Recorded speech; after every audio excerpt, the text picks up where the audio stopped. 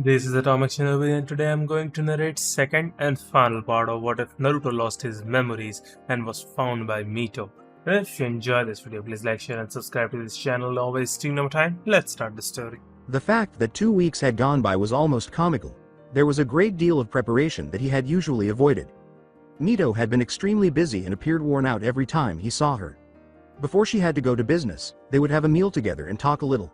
The majority of the Uzumaki were also quite busy. A few had days off, but Mito didn't appear to share that luxury very frequently. He certainly didn't help his own predicament, of course. As he walked through the village, which felt eerily familiar, he sighed, in a weird kind of déjà vu. He mostly disregarded those feelings, which by this point were almost instinctive to him. In the main, it was to keep him sane because he felt a constant rage when he gave it too much thought. He hadn't been able to do much in the last few weeks. He spent a lot of time wandering the village. He encountered another wall that stretched for several blocks, just like this one. Not for some awful sense of fortification, probably just for privacy. Given that ninjas can easily scale walls. He wanted to know what was inside the walls, a clan compound, of course, and who owned it. Naruto strolled along the walls, looking for a way to get a glimpse. Prior to discovering it, he came across a banner that was proudly displayed on the wood's surface. He knew it instantly. Red, white, and midnight blue make up this symbol. Shaped like a fishing lure of some kind. The Uchiha clan owned the compound. A guard sat down idly behind a stand shortly after he reached the gates. Upon closer examination, it was discovered that the person approaching was a woman. Her feet were on the stand in front of her, and the chair she sat on was balanced on its hind legs.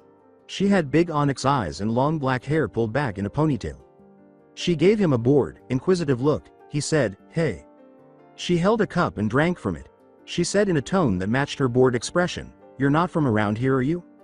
Obvious. Yup. I mean, other than the headband, people don't nonchalantly stop by the compound. Most of all the Uchiha too, they just walk straight in, she responded. He tapped the metal plate of the headband he wore, which he was required to wear everywhere he went in the village. Like it was second nature to him, he had forgotten all about it. "I'm pretty sure it's the same for all the clans, huh?" he responded. She stretched her limbs and said, "I don't know, I'm not sure if I care or not." He couldn't help but glance over her before turning away. So, why so interested in the Uchiha? I mean, the Uzumaki weren't entirely on the good side of the Uchiha, but I guess. Obviously. The Senju weren't neither. "I was bored. Aren't we all? I guess I wanted to see this place," he said. A few Uchiha wandered inside, glancing at him as they went, and the woman, whoever she was, didn't bother to acknowledge them. She yawned and didn't try to hide it. "This is an example of diligent security," she said, idly pointing with her hand at the numerous buildings. "You saw it." Then she gave up and collapsed. He was in a similar state to the woman, about his age, and he was bored to death. "It looks like I did," he said as he stood there, observing the buildings with Uchiha moving around. This conversation was the high point of his week, and if he really focused, he might find something, but he didn't feel like it. "You're still here, huh?" she inquired. "Yup. What's your name, you weirdo, since you're still here?" Her body language and expression suggested otherwise, but she perked up a little, her bored tone giving way to something more melodic. "Naruto. Kato. Isn't that?" "Yes, it's a guy's name, blame my comedic father for that." Kato sighed. "Really?" He made a sarcastic statement. Indeed, he possessed an odd sense of humor. He had no deeper meaning. She paused for a moment, then asked, "What would that be called?" She went on before he could even respond. "Anyway, I suppose I let him down because he always desired a son." She took another sip of her cup and said, "I'm glad that bastard hid the dirt." "Oh," he said. "Is there nothing redeeming about him?" "Well, there might have been some, but that was a joke," Kato said, staging her reflection. "At least there's some silver linings and everything, huh? Tell me about the problems your dad caused you," she inquired. "Well, if I knew I would tell you." "You mean, one of them?" she replied, her attention drawn to some younger shinobi jumping over the walls a little ways down the wall. "Lots of them, sadly." "I can tell you're great at your job," she said, thanks, with such seriousness that he could only snicker. "Anyway, I wouldn't know about that. I lost my memory." Kato gave him a look and said, "Well, not much of that. Is it bothersome, then? If it had ever happened to me, I would have been furious." "Oh, that's really annoying. Sometimes I'm not sure if I should be angry or indifferent about it." She laughed. "So you're confused. I would guess that's pretty normal. I'm not speaking of personal experiences, of course. I would never understand how it would be." Well, like I said, it's annoying, just bothersome? Well, apparently I might die in the next 5.5 months, so yeah. He saw her eyes flare, the Sharingan wheeling into existence that replaced her board, looking Onyx's eyes, and he wondered why she activated it. She raised an eyebrow at that, examining him further. The 3 tomos in her eyes vanished as she said, I like you, and her Onyx eyes reappeared. Hey, do you? Because I barely know myself, he said, laughing at his awful joke. Come on, this is boring enough, Kato said, sharing his laugh before she finally let go of the balance she was holding on her chair. She then got up and continued walking through the Uchiha district. Oh, is this permitted? He caught up to her quick pace and said, I was told I wasn't supposed to go inside one. She remarked, I guess we'll find out. Anyway, not even scared of the Sharingan? Oh, he had no idea why he wasn't. He didn't know how dangerous it was, but he didn't know how much. As they strolled through the Uchiha district, they struck up a conversation. Some people gave him curious looks before realizing he was with Uchiha, but nobody else really cared about him. So, Kato is your name. Why was there nothing your mother could do about it? Gazing inquisitively at a number of shinobi fighting, he asked. Hey, repeat that, she yelled out. The one Uchiha who completed a water-style technique looked over to her before nodding. Seeing her Sharingan activate as she looked closely at the person. Oh, okay, what were you saying? Why didn't your mother give you your name? I inquired. He was a little taken aback, but she didn't seem to mind at all. Oh, she died when she gave birth to me, she said. It's weird, you're a lot more open than this other woman. You must like her if you're comparing her with me. As they walked, he almost stumbled over a rock that didn't exist. What? With incredulity, he inquired. She answered cheerfully, oh, I was right, that was just a guess of mine. You enjoy making guesses? Attempting to hide the reality that he had a genuine affection for Mito. I do. It relieves boredom, however, it's a lot more enjoyable when I'm correct. Since he had been hanging around with Mito and the nearly socially stunted Nori, and because he had apparently done some heroics and was therefore revered, he felt uneasy around the others. There was something almost refreshing about her. He glanced in the direction she was looking at and said, so seeing as you compared us, I'm guessing you want her to be more open in that. She stopped, leaving her to question why she had done so. An intimidating figure with his arms folded was standing there, his black, form-fitting clothing, his long dark hair, and his icy eyes, which briefly glanced at Kato before turning to face him. Madara, was all Kato said, and the man who went by Madara ignored her. I am aware of you. You are the one who caused some disturbance more than 2 weeks ago, as Hashirama mentioned. He said, I guess so. Madara gave him a critical look and said he didn't remember seeing him at the supper that was prepared when he got here. A number of onlookers watched the interaction between him and the leader of the Uchiha clan, and he heard some inaudible whispers from them. Accept my invitation for a spar one day, Madara said as he strolled past him without receiving a response. I don't think I really like him, was a statement that was accompanied by a sense of unease, annoyance, and anger. Kato answered, I'm indifferent, why do you think that? Naruto gave her a perplexed look. I dunno, maybe because I'm tired of meeting people who are surly, or I don't know. Surly? Was Mito teaching him diction? They have their reasons, of why they became like that. Probably too many to count. How did these discussions come to be about, like life-altering experiences? Doesn't have to be, it's all those little things too, she shrugged nonchalantly. It caused him to reflect. What factors combined to shape him into the person he is today? He surmised that it mostly had to do with perspective, with how insignificant or unimportant those things are. Has he previously considered this? He was unable to recall. Perhaps that was the end of it and it didn't matter. He didn't seem to be fully aware of his past. He used the clock on the counter to check the time. It was getting pretty close to the time he needed to see Mito. She didn't turn away from a child who had fallen and hid his face on the ground, saying, well, it's been nice hanging around with you, but I got to go. See y'all later. Oh okay. Bye, was her apathetic response. With a shrug, he left the Uchiha compound and wandered back to the Senju's territory. He mostly considered Mito's desires. As he left the Hyuga compound, he felt a real sense of relief. There was something about it that upset him. Nothing. 2 weeks to convince them for us to enter, and we found nothing of that woman you remembered. He continued walking with Mito without saying anything. He was listening and looking around the streets with his hands in his pockets. He was aware that there was a feeling of remarkably hazy familiarity. Hold on, didn't he already think that? I told you we wouldn't find anything that would help, he responded. She didn't need to know that, even though he didn't really know. She gave a loud, angry exhale but otherwise said nothing else. Am I the only one concerned about what happens to you? She asked sharply. No, of course not. I think I'd rather just try and remain calm about it. Everything will all work out, you'll see. It's supposed a tactic to not cause panic, he replied. She regained her composure and spoke calmly. It's having the opposite effect with myself. You also seem certain that you will be eventually fine before you lost your memories again. He grinned and said, believe me, I can't when I'm supposedly planned see the third choice in hastily formed plans, that will somehow help you. She exhaled loudly. His grin wavered. Well, when you put it that way, maybe it wasn't me, huh? Interesting, because it seemed like a third person was present as you kept talking yourself, when clearly you and I were the only ones in attendance, she responded.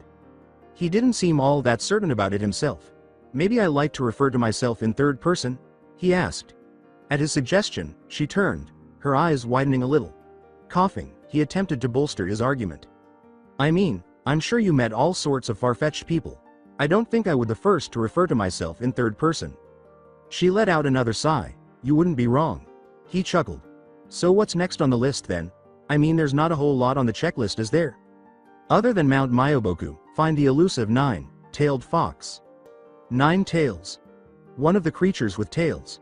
She spat with such disgust that it was unexpected. Horrid, benevolent monsters. I don't think you can classify them as creatures. Why aren't they present if they are so malevolent? They appear to have been hiding for a number of years. I used to be able to feel them from afar. It used to give me night, she interrupted herself. He nodded. You sure they're just not, I don't know, hiding their chakra? It didn't sound all that great. Beasts causing nightmares? I'm positive, she said proudly, because it would be very difficult to find them in the condition they're in now. Furthermore, word of their attacks would have spread. The mindless beasts seemed to revel in destruction.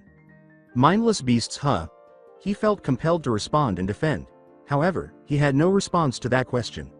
A headache was starting to form, and he felt exhausted. So Mount Myoboku then? It's far to the west, a month of travel or more, since we don't know the way, and there's a large expanse of desert, and then minor nations and practically no one living around the mountain. I would say a month and a half to find it. Silence fell. So let me get this straight. 6 weeks to get there, and then back. On a mountain that never has been scaled before. Let's say 2 weeks to get to the top, or whatever form of civilization there, but hey, it's been that long since we've been here. That's already 4 months. Like 5.5 months to live. On top of that, we don't know if even if we go there that we'll even actually find anything. She merely gazed at him with a vague sense of worry. We could also just wait, but you didn't want to. Saying that it held grave consequences, or at the very least your tone displayed it. I think it was more of a last-ditch effort for you. I'm also less inclined to follow through it, so I will help you. He could only say what immediately sprang to mind because he didn't want her to worry so much. A journey to the west. A race against time, despite how long-winded it is. I'd say it kinda feels badass. You're unbearable. Made her smile, so in his opinion, it was a win. He and Mito both listened to the little commotion with interest. Something was being announced by a little man. A shinobi village. I thought everyone wanted jobs in places like this. Ryo, I'm paying good Ryo for this offer. Naruto pointed out that he wasn't built or dressed like a shinobi. The woman sitting on a little platform above him gave the impression that he was a servant. Although her kimono appeared ostentatious and was probably far more costly than Mito's, it was more functional and made to withstand some fighting. He looked at the crimson head. Did everyone take jobs all the time? Almost everyone accepted missions that was assigned to them. Of course there were some of the more unpleasant ones that some skipped. Any particular ones? I've heard a feudal lord had desired a tailed beast as a pet, offering substantial reward. It still stands, I think, since they had been hiding for some time. Absurd, I know, along with seduction, that I'll never do. Without giving it much thought, he blurted out, you mean the mission with that? Or seducing in general? He felt uncomfortable as he stood there. He couldn't even look at her because of the anxious smile that was fixed on his face. She also didn't answer. Anyone to assist on an expedition to climb Mount Myoboku? The name made him blink. He said to Mito, whose rose-tinted cheeks appeared to be settling, did you hear that? How convenient. Quietly, she answered, yes. It is. They approached the individual, who stood taller than the others on a stand. Attempting to attract other shinobi's attention. The little man appeared to be this woman's servant. So she's trying to climb that mountain. I wonder why no one's accepting. Do you know? He asked. Since the village is being funded by the Land of Fire's feudal lord, I would assume that income isn't quite much of a problem than it was before. Another thing to consider is that it's a very long-term mission, likely safe, but a long one, and there wasn't much time to relax since before. He could see why people wanted to spend as much time as possible with their loved ones. So you're saying that they're taking advantage of the peace then? He asked. Who might vanish during the upcoming mission or conflict? Yo, he said, gesturing to a woman who appeared noble. He was soon located, and the woman appeared irritated but also a little appreciative that someone was at last interested. As the two crossed the crowded area, she remained where she was and waited. She carried an elegant looking fan that she used on herself and said, "You interested in climbing the elusive Mount Myoboku? I'll be paying fine compensation for escort." She appeared to be in her mid-20s. With her long black hair intricately tied up in some sort of bun, she looked even more regal than Mito. He only knew it was there, but not what kind. He replied, "Yeah, sure, when you leaving?" She appeared merely taken aback. "In 3 weeks' time, but only after I've procured another shinobi, if you're interested of course." "Definitely, sign me up, although I'm not a part of this village, I'm sure it'll be alright." She let out a sigh. Finally, months spent and we've got someone willing to accept, despite how brash and hastily it was done. I've grown weary and impatient because of it. She launched into a tirade while he stood there. Her voice was longer and more formal than Mito's. My goodness, he was already sick of it. He said, well, name's Naruto, Uzumaki," and then kind of stopped listening to her after she was done. "Nishi Koronuma, a pleasure, Mito Uzumaki," was the last thing he heard. The red-headed woman bowed slightly, and he did the same. When he did, he only rolled his eyes. "Will you also be going?" Nishi inquired. Mito appeared uncertain, and he was genuinely interested in her response. "May you excuse us for a quick moment?" After Nishi nodded, Mito turned around and accompanied her on a few steps as they left the square's crowded center. "Something wrong?" he inquired as they came to a deserted alleyway. He could still hear the hum of the crowd, but it was barely noticeable enough for them to talk in low tones. She looked into his eyes for a long time. "I've been thinking, I have some responsibilities here." "So you're not coming then?" "Oh sorry, finish, not just that, but what you've said earlier, about the mountain possibly not helping you with your memory. I'm concerned about it."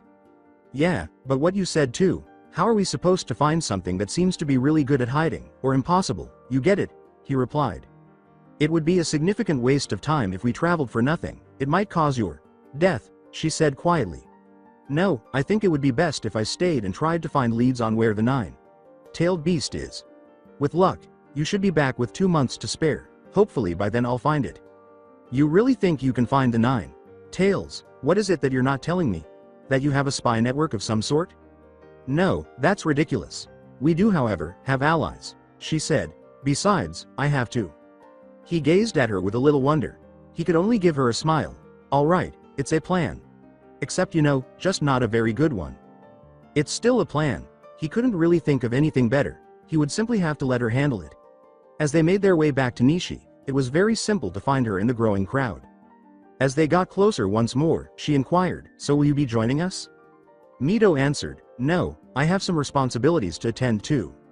The words, "a pity," were hers. She turned to face him. "If you can find another shinobi for protection and escort, it would be fortunate.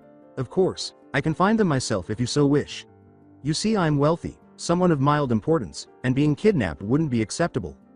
"Right. Well, okay. I've been staying in the Senju compound, if you have to reach me," he said. After saying, "Very well, Naruto Uzumaki," she excused herself and observed him as he passed through the congested street. "So, we try it out first, right? 5 years ahead." 5 years it is, excited? "I just don't know, but I can't believe how lucky." "No time for such things, let's just do it, right, action, what I always done." Such strange dreams had become commonplace in Naruto's sleep, but he knew that they weren't.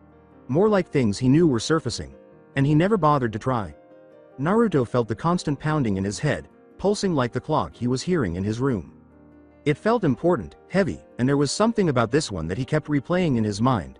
Other ones were quickly forgotten whenever he dreamed, but this one hung over him like a heavy weight. On days that haven't changed much and have only provided more boredom, he got up and got whatever clothes he was going to wear that day.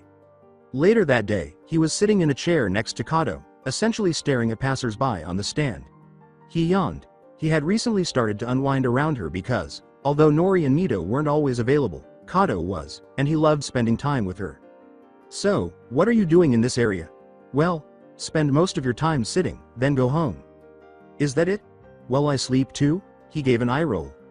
I really don't do much, I get tired pretty easily, she said, yawning. Sometimes I just gaze at the sky, and other times I train. I occasionally read a book. I don't always do anything. But only occasionally.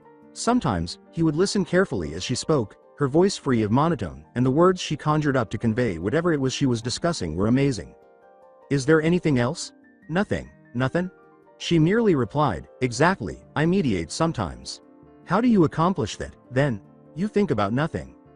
How do you do that? With a slightly reflective expression, she said, close your eyes and think of a sandwich or something that can cease to exist. He saw red from the light that came in through his eyelids, the faint, unintelligible mutterings of people, and the sounds of wagons being pulled and carriages in motion. In front of him, he saw a bowl of ramen plagued. Just observe it gradually fading away until it's completely gone, then simply remain there. He ate the ramen slowly, enjoying the symbolic flavor as he went, until he encountered an issue with the bowl, which, of course, was a product of his imagination, and he continued to eat until nothing was left. His eyes opened. Kato remarked, wow, I didn't last 5 minutes my first time. What was the duration? She shrugged. Not sure, I kinda lost track, I think I took a small nap. Naruto chuckled and scratched his head, experiencing the nonsensical sensation of having just woken up from a dream. Well, I'm going hungry. Do you know of a restaurant that serves decent ramen? I don't know any places in general, but some old man set up a place around here. Hey there, are you interested in joining me? Before recalling something far more significant than ramen, he inquired, about something other than food. Well, like what? She furrowed her brow. As you can see, I have a mission to complete. For me, at least, it's life or death. I thought I'd ask you since you're just one of many people I know. It was understandable that he had already asked Nori, but he had responded that he was busy with his mission and that he had also wanted to go home. She merely gazed at him for a while before asking, how long have we known one another, aren't we going a bit too quickly? Her own joke made her laugh. So, hey? If it hadn't been the stand's ceiling, she might have been looking up at the sky. Yeah, why not? It appears that I have very little to do, and this is actually the case. Excellent, it should last for at least 3 months. I don't think it's too dangerous. Oh, that's excellent. For a while, something to do. What time is it? Supposed to start in the next few weeks. Let's go have some of that ramen, you got me in the mood for it, Kato sighed, unsure of what he was saying. Excellent. I'll cover the cost. He sighed and tried to avoid thinking of anything provocative because that would only make things awkward. Right, naked again. As he focused his chakra, he was lying down on a mat with his shirt off, surrounded by a number of people, some of whom he recognized as being from Uzushiogakure, but the others were probably from this village. He noticed the women's obvious appreciative looks, and he tried to ignore the black seal on his stomach once more. As they started to examine him, he heard a number of whispers, guesses, and words. He had previously informed Mito that it was probably not going to work, regardless of what was in his stomach, and he heard a lot of words that he didn't fully understand. He lay there for another half hour or so before being permitted to put on his clothes. Find anything new, then? The crowd inside dispersed for lunch as they left, so he followed Mito and them outside to the lunch house where he had eaten every day since coming here. He asked, but he already knew the answer. No, nothing. Anyway, figures, how are your seals doing? Be patient. Developing new methods is never risk-free. There may be some repercussions, which we will attempt to prevent. Is there? Such as? There was something about her when she wanted to explain something, so he asked inquisitively. Our goal is to seal a living creature inside a human. The issue is what would happen if that happened. Would the sealed container continue to survive? So far we've created a new technique. We can seal objects within ourselves, like kanai, a variation of sealing scrolls. He was taken aback. Was that something new? He had seen it before, for sure. So far we're just working on trying to keep chakra within it, but it's been unsuccessful, so we might try another method. Are you still on duty? Did he ask? Yes, guess I'll just do whatever then, maybe he'll accept Madara's offer from a week ago, we'll see. It would be much easier to find him with her ability, but she didn't feel particularly like it. Mito had already searched his room and found no sign of him. She searched for him, her senses feeling a little dulled, and she yawned, covering when she did so. Her steps felt more lazy than usual as she walked down the hall. Another reason was that Mito had finally received a letter from her grandfather explaining why Naruto had to go to the mountain, and he had obviously approved. She had spoken to Nori, who appeared to be getting to know Naruto quite a bit, but he had no idea where he might be.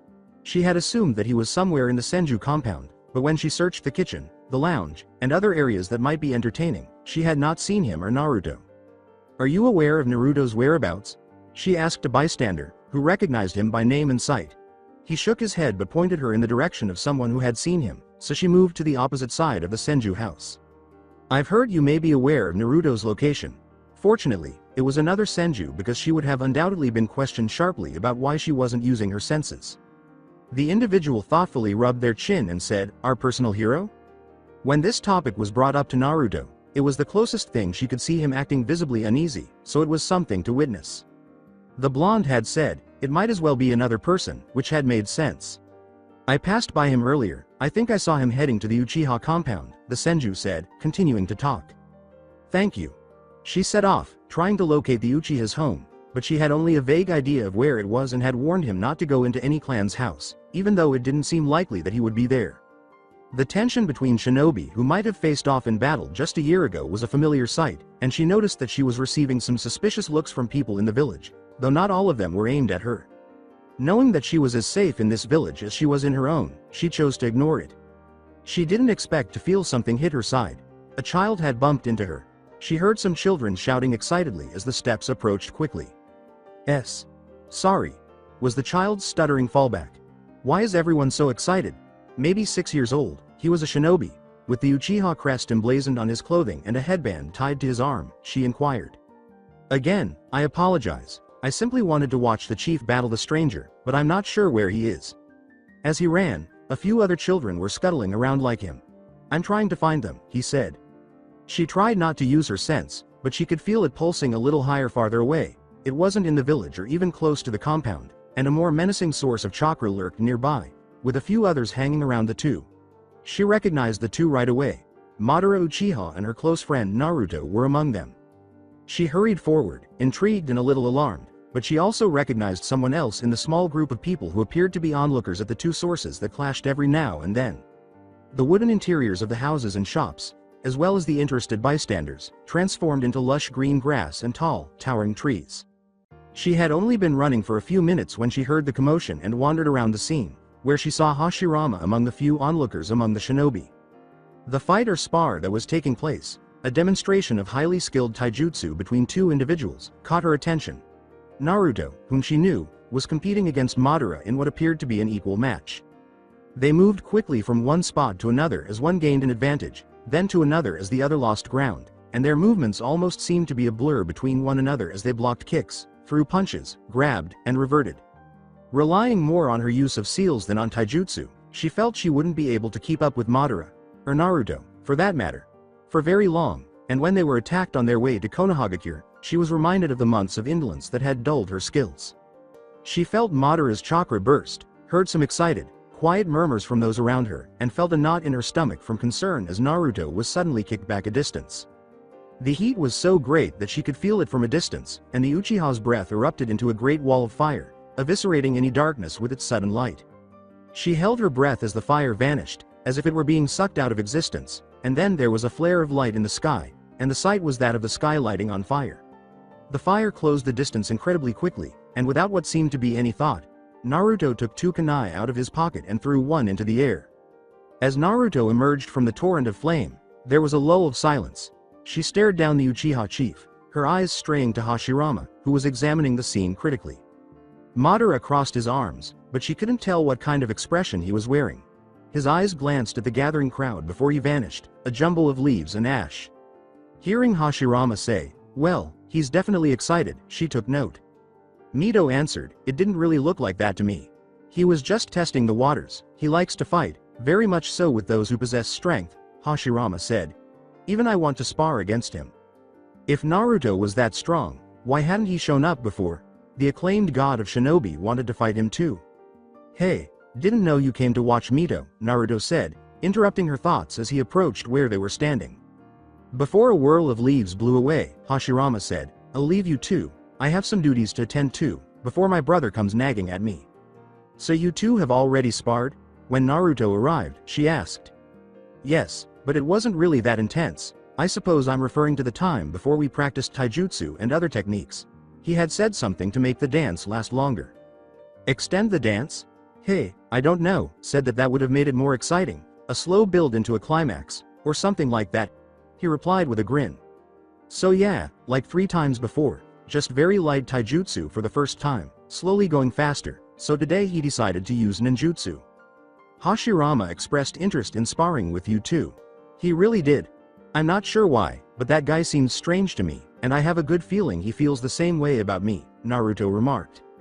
How do you think that you two barely interacted? I don't know, just a hunch, he shrugged. Anyway, enough about that. How about we grab a bite to eat? I'm feeling pretty famished. She said, that sounds nice, I have the day off for today. She saw the other shinobi who had come to watch run through the tall trees as they made their way back to the village through the forest. All right, I haven't spoken to you in about a week. Is it? She answered. Yeah, I've been counting down the days since I would leave. Another 5 more days, damn that was fast. His tone escaped her notice. Disappointment. In addition to her duties, she had used her leisure time to find ways to find the 9 tails. She was exhausted from talking about politics, duties, and organizing. Mito was responsible for making sure her subordinates followed the rules, basic etiquette, and their own responsibilities. An incident that would cause tension between the 2 friendly nations wasn't necessary. She didn't mean to ignore him, but she was too distracted by him, and that left her tired at the end of the day. So, like before, I'm supposed to leave by the end of the week. Is everything prearranged? Yeah, Nishi also invited me to a formal party, said something about it, because of how long we'll be gone, he replied. A 3-month-long mission is a long-term one, and that's just an estimation. Yeah, and when I leave it will be 5 months left, no trouble remembering that, from how much you remind me, he exhaled. Anyways, Nishi said to invite someone, so I thought you might want to come. Before she could say anything, she swallowed hard. To a formal party? Yes, I did say that, correct? I could go with Kato, so it's okay if you don't. Kato? Who is that? Oh, this woman I know, a Uchiha. I've asked her to come with the mission and she said yes. Like that? It was also a unique name for a woman, so she asked in surprise. Yeah, she's great to hang around with, since I've met her a couple weeks ago. I'd like to accompany you. She would spend a lot of time with him, but she would also feel jealous, which was unpleasant. Great, was his response, though not quite as thrilled as she had hoped. Isn't it formal? After that, we would need to locate the proper attire. What time did you mention it was?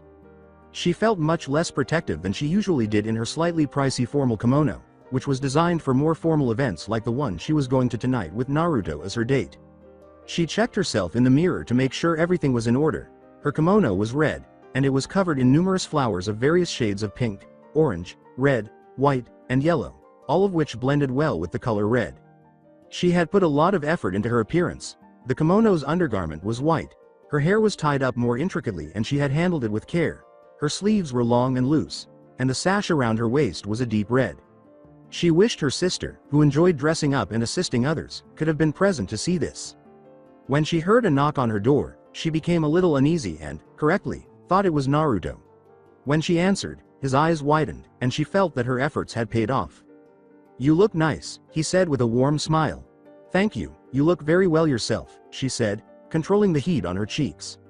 He didn't look quite as fancy as she did. He wore a simple black kimono with an orange hakama tied around his waist that ended just in front of his feet, and he would draw attention, if only because of the color. Yes, it does feel a little strange, don't you? You appear to be in good health. I know I look fine, I just feel a bit odd. She wondered if he was flirting, but she had the guts to ask it instead of something like that. Are you ready? Great, come on, I'll show you the place, he said, and she nodded. They walked the streets and talked idly about a few topics before they arrived at a large building that took up a large portion of the street and was several stories tall. She followed him to the gate of the Senju compound, where she received a few curious looks but was otherwise kept to herself. Here it is. He discovered that many people were waiting in the lounge as soon as he entered, and she heard some laughter reverberating through the hallways before it subsided and vanished completely. Naruto. A woman approached them from the throng. Naruto grinned and said, "Oh, hey there, Kato." This woman, whose kimono was done up in the colors of the Uchiha clan, felt that her own was much too complicated in comparison to hers. Fortunately, other women were dressed similarly to Mito, with a white sash, a black kimono above it, and a solid red kimono below it. Her long raven hair was tied up in a rather simple bun. Her big onyx eyes, which concealed the Sharingan, gave her a pretty appearance, in Mito's opinion. Naruto answered, "Oh right, this is Mito and this is Kato." Kato said, "Hey, Naruto told me a little bit about you." "Good evening, Naruto has done the same," Mito said with a slight bow. The blonde asserted, "Kato, you look pretty great." "Thanks, you too." Before she could say anything more, she heard Nishi's voice. Soon after, the entire standing group was led to a stairwell and taken to the second floor. Now that she knew that Kato would be spending a lot of time with her in the upcoming months, she felt like a child, especially when his life was at stake. As they were led through the hallways and into a spacious room, the three of them engaged in some small talk. Bonsai trees were positioned on stands, paintings were scattered across the walls, and the room was lavishly decorated with ivory statues and elaborate wooden decorations. "Wow, guess I was right when I heard this place was expensive," Kato replied. "A location, then? Definitely the higher class," she said, nodding. She concurred with her, and since there was no sound coming from anywhere else in the building, it was likely that a seal had been placed in each room. This would make sense for something of that sort. They were escorted to a large, ornate table with names written on it, one for Naruto and one for her, though hers read, "Naruto's guest," and all of the shinobi present, including those involved in the mission. She was seated close to the end next to Naruto, and the man across from her had a scar across his cheek and appeared to be shinobi trained, but he still had a strangely peaceful appearance, with long brown hair pulled back in a ponytail and soft-looking green eyes. The man did not appear to be listening to any of the conversation going on around him, and the name on the card in front of him was spelled, Kazumi. A musician who played some kind of stringed instrument, she knew very little about those arts, appeared and added a gentle melody to the soft hum that came from the quiet conversation. Kato sat next to Kazumi, but she thought he wasn't hers because her seat was marked as Naruto's guest. "Have you not brought a friend with you?" With grace, she inquired. "Nah," she replied. "I decided to join last minute just to see the inside of this place." Although Mito would have expected a larger crowd, there could only have been 20 or so seated around the magnificent table, enough to keep the event from feeling overly private but not so crowded and impersonal. When the host eventually showed up, Nishi was seated directly next to them at the end of the table. "Good evening, friends. I would like to introduce you to Naruto Uzumaki, Kato Uchiha, and my shinobi bodyguard Kazumi, as well as Kunoichi, who have kindly agreed to accompany me on my ascent of Mount Myoboku. Naturally, there is Mito Uzumaki, Naruto's guest. I hope everyone has a good time tonight." She went on, but there were so many names that she couldn't recall them all, and it took 10 more minutes before the greetings were over. Naruto exhaled with relief when it was all over. She could smell the strong scent of alcohol as various brands of bottles were brought out and poured into her glass and the many others at the table. Then carts and carts of food were brought in, and the air was filled with the aroma of many different kinds of dishes. Waiters and waitresses piled the table with plates, bowls, and glasses. "I'm pretty hungry. Hope they have some ramen," Mito said, very unlikely, seeing the quality of venue. The blonde gazed at her with his blue eyes fixed on her. "I can always dream," was a humorous statement, and Kato grinned in agreement. Nishi declared, "I'd like to have a toast, a drink for our youth, before we drink." "Hey, we must drink, don't we?" she responded breathlessly as Naruto whispered in her ear, causing her to almost shiver and feel a trail of goosebumps from his breath. "It's only polite, at least the first glass." She heard the rings and clings of the glasses clattering against each other as she picked up her glass, followed by others. The 5 of them, Naruto, Kazumi, Kato, Nishi, and herself, bonked the glasses together. "To youth," Nishi said. Though they all repeated after her and took a swig of alcohol, Naruto appeared to find this amusing, as evidenced by his raised brow and broad, silly smile. She put down the glass after feeling a pleasant sensation creep down her throat. "What amuses you so much?" she inquired. "What? Oh, how these 2 shinobi constantly yelled about youth. Youth's springtime. They also had bowl cuts and only wore green bodysuits."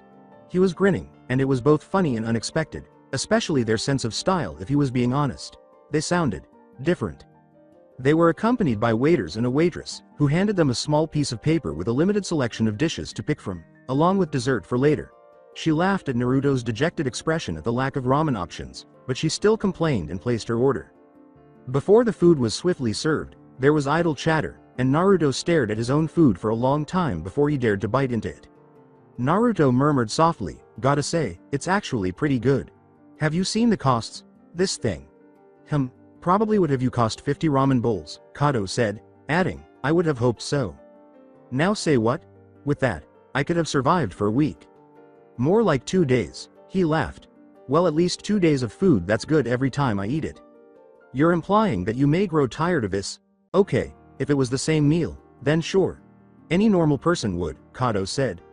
Not me, at least for ramen. Hence, normal.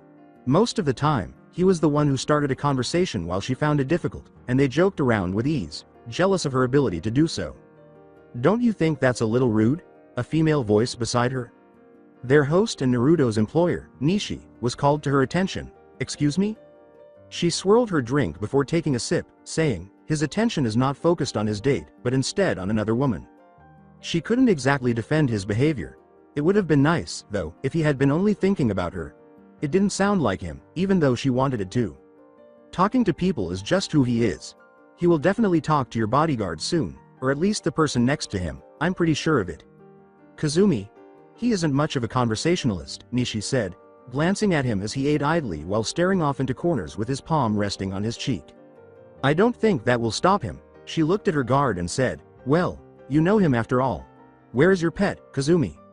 I didn't want to disturb our guests with him, he said quietly as his gaze shifted to her. Nonsense, he's small and hardly a bother, you may fetch him if you desire. Thank you, was said with a faint smile. The tall man, who was easily 7 feet tall but slender, gave the impression of being lanky, but she knew better because he was a shinobi. Kazumi stood up, and he made a small bow before heading off to whatever pet he had. Nishi faced her once more and asked, have you seen him? Staring longingly at whatever part of nature lived there. He was therefore looking at the bonsai trees and other plants rather than nothing at all. I have, yes. I couldn't have him bring others down with his mood, seeing as this is going splendidly well. She looked around, people talking happily to each other, laughter filling the room, soft music adding to the pleasant ambiance. A host's concern for her guests is only natural. Could I ask you a question? Your journey to the mountain, Nishi said, gesturing for her to proceed. Why do you want to visit that place? Easy, only to feel adventurous. It would be nice to be the first to scale, too. There's another reason, of course, though it's a little less important. Have you heard the rumors? She liked to travel, and if she hadn't been overburdened with obligations, she would have enjoyed this expedition. I haven't no, but what are they? Well, if a noble wanted a tailed beast as a pet, then this was harmless. I'm sure you've thought at one point, if it has a name, then someone should have climbed it first. That's how mountains get their names, isn't that right? Then, you're saying a community lives there? Mito had previously found it odd, but she hadn't given it much thought. Perhaps it was possible that he lived there, but what about the 9 tails? She glanced at Naruto, who had stopped talking to Kato and was instead joking and laughing with the young man next to him. Nishi started talking again, and she paid attention. This is old folklore, based on texts and stories that date back a century. Many people failed to climb it, and some never came back after making pilgrimages to do so. Given the distance, how had these people learned about such a mountain? What made them want to conquer it? In contrast to her first impression, Kazumi came back then and interrupted Nishi, who glanced at the guest's condition and then turned back to her. His green eyes were bright, and a red hummingbird was flying around him. What were you saying? Mito answered. Naturally, I've heard a variety of responses, so maybe the origin is unknown, or maybe it's one of these, or all of them. I've heard many answers, including strength, knowledge, and enlightenment. Additionally, I've heard of 2 additional locations that might be able to do this, but I haven't done much research on them. She laughed, and then Mito noticed that she had already had multiple glasses of alcohol. Looking around, she saw that everyone had finished their dinner and were on dessert, and she saw cake in front of her. Although she knew she had eaten, she was too focused on Nishi to notice that she had finished. The one that I found most interesting is to see what your future holds. Certainly sounds so. I would like to know that, despite how childish it might seem, replied Mito. Kazumi, I believe that people may view that differently. What do you think? I enjoy it now, he said, smiling softly as he shared a crumb with the hummingbird that was flying around his hand, adding, knowing my future is unimportant to me. Naruto, Kato, what do you think about knowing your future? She asked, grabbing their attention. Kato said simply, I just hope it isn't so bad. Mito looked at the person next to her, curious to see how he would respond, expecting a similar reaction to Kato's. Mito shrugged as she took a piece of cake.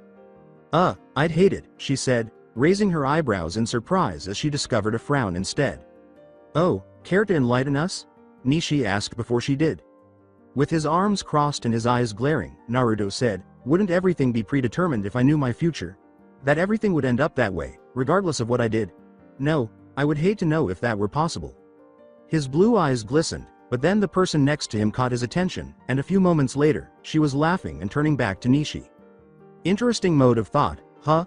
To be honest, I now feel the same way he does. He spoke with a certain passion. It was a nice conversation, Mito, but I now have to take care of the other guests, she said, getting up from her chair and straightening her attire. Everyone had finished their dessert by that point, and the waiters and waitresses started to gather up the dishes.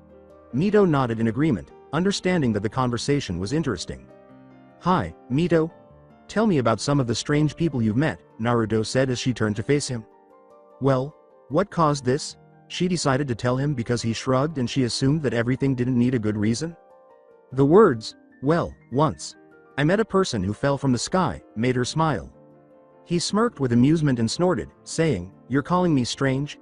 You know, that hurts. Okay then, there was this one person who referred himself in third person.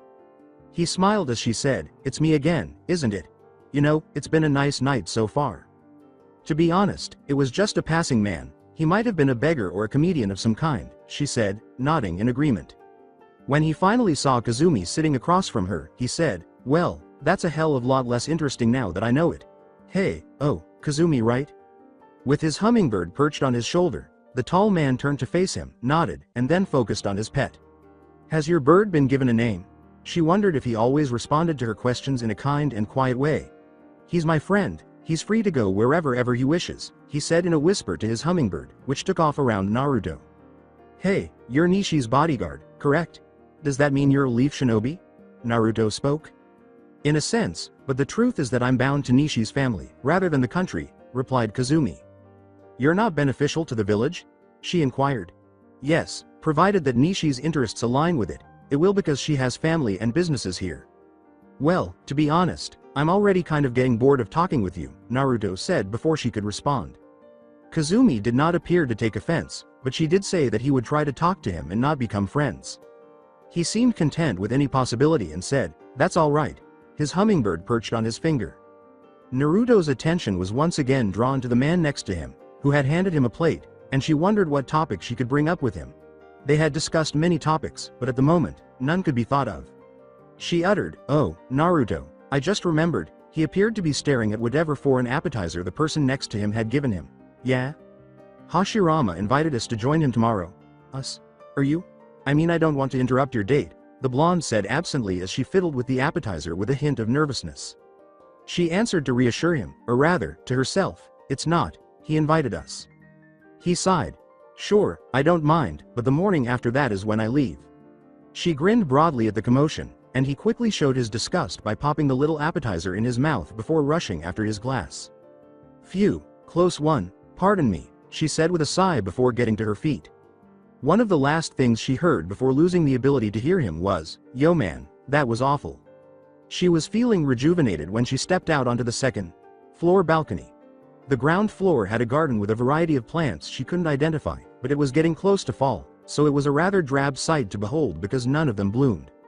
She slid the door open and the noise seemed to have increased before she left, or maybe it always was this way. She discovered people gathered on the open floor, a few more musicians had joined the lone one, and the music had changed from its easy, background style to one that was more jovial and fast-paced. It was quiet, so her suspicion about seals was correct. With a casual smile, Naruto approached her and said, oh, there you are, would you like to dance, Mito? She hadn't been keeping track of how much he drank, so she wondered if he was a little too drunk to even suggest such a thing.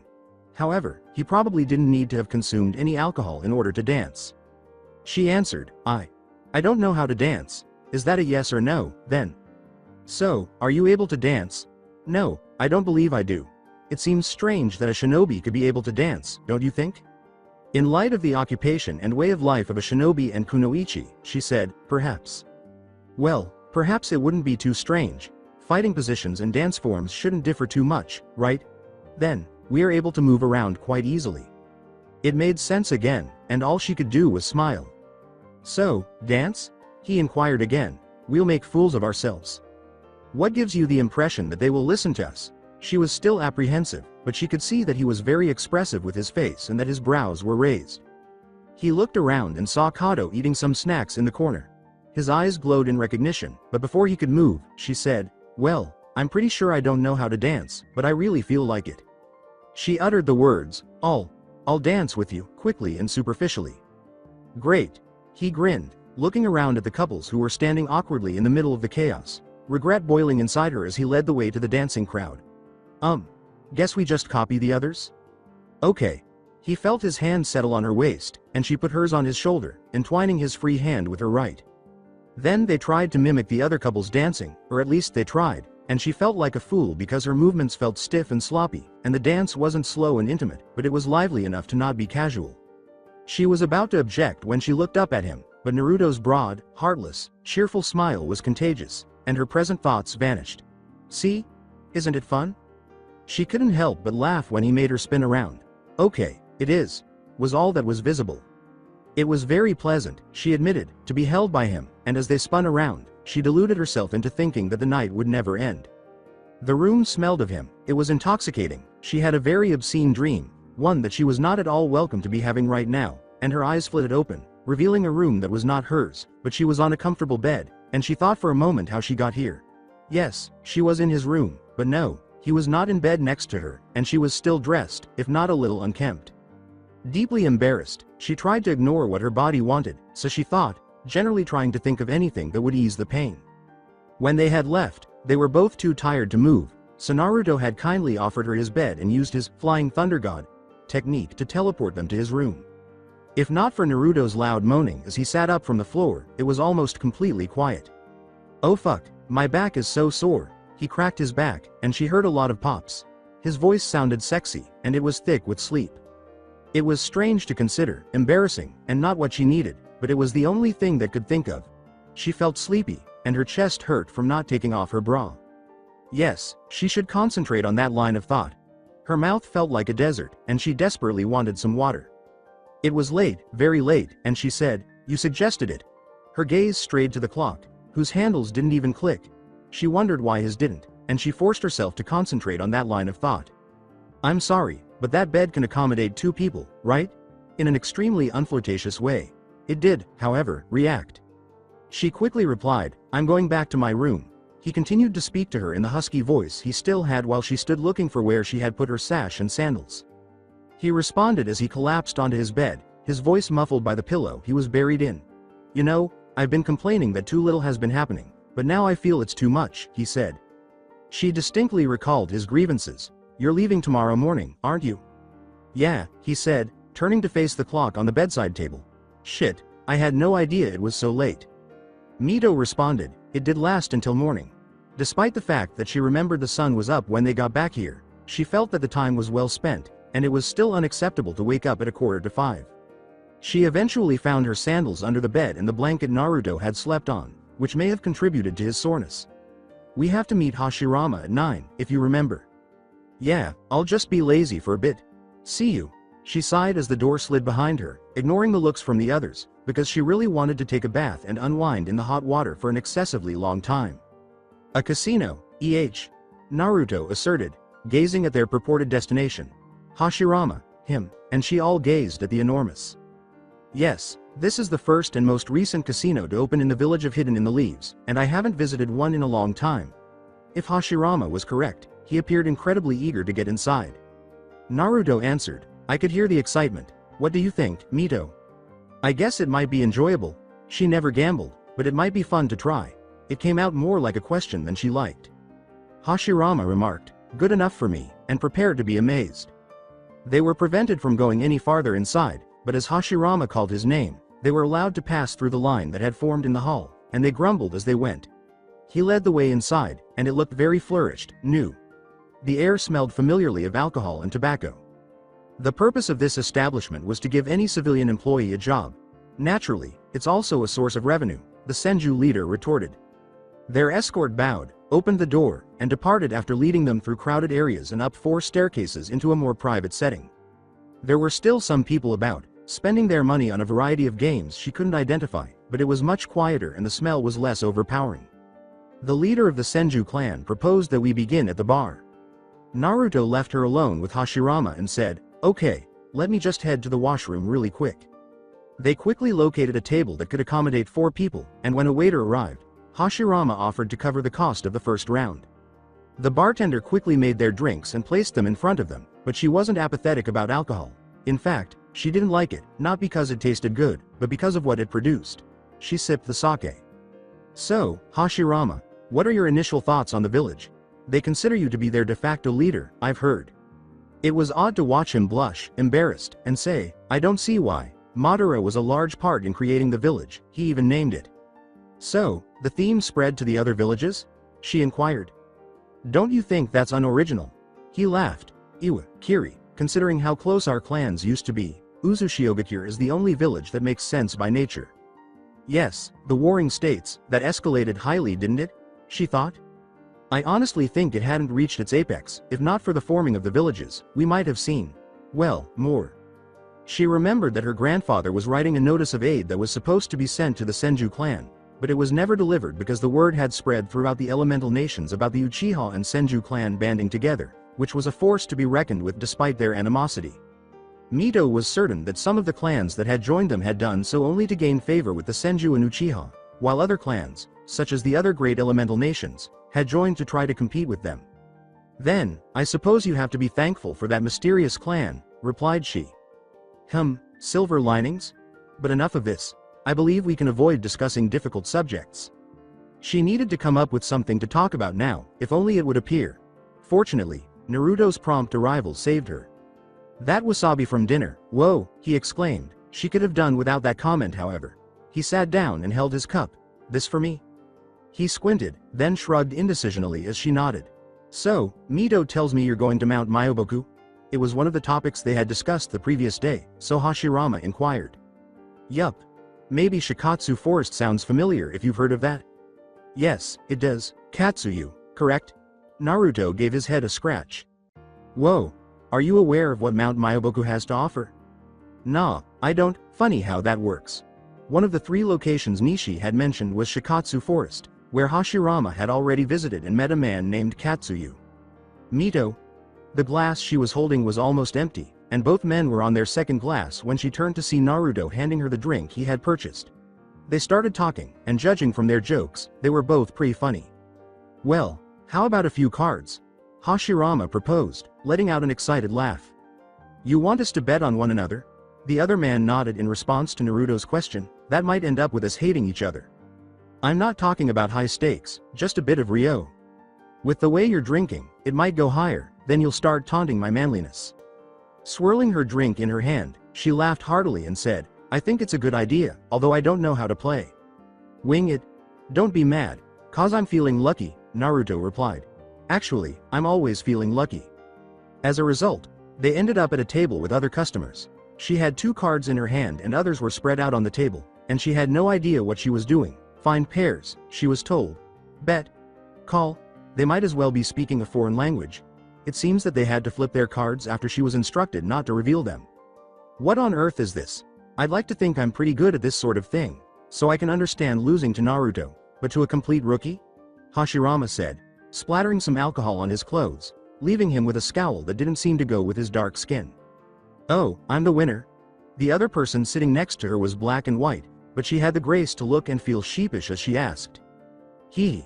You fucking suck at this, said Naruto politely. I believed I had won. She inquired. It's a tie between you and me, so we split. All these words, terms, it's confusing, she said as she accepted what she had seemingly won. Naruto shrugged and said, maybe you should quit, while you're ahead and all.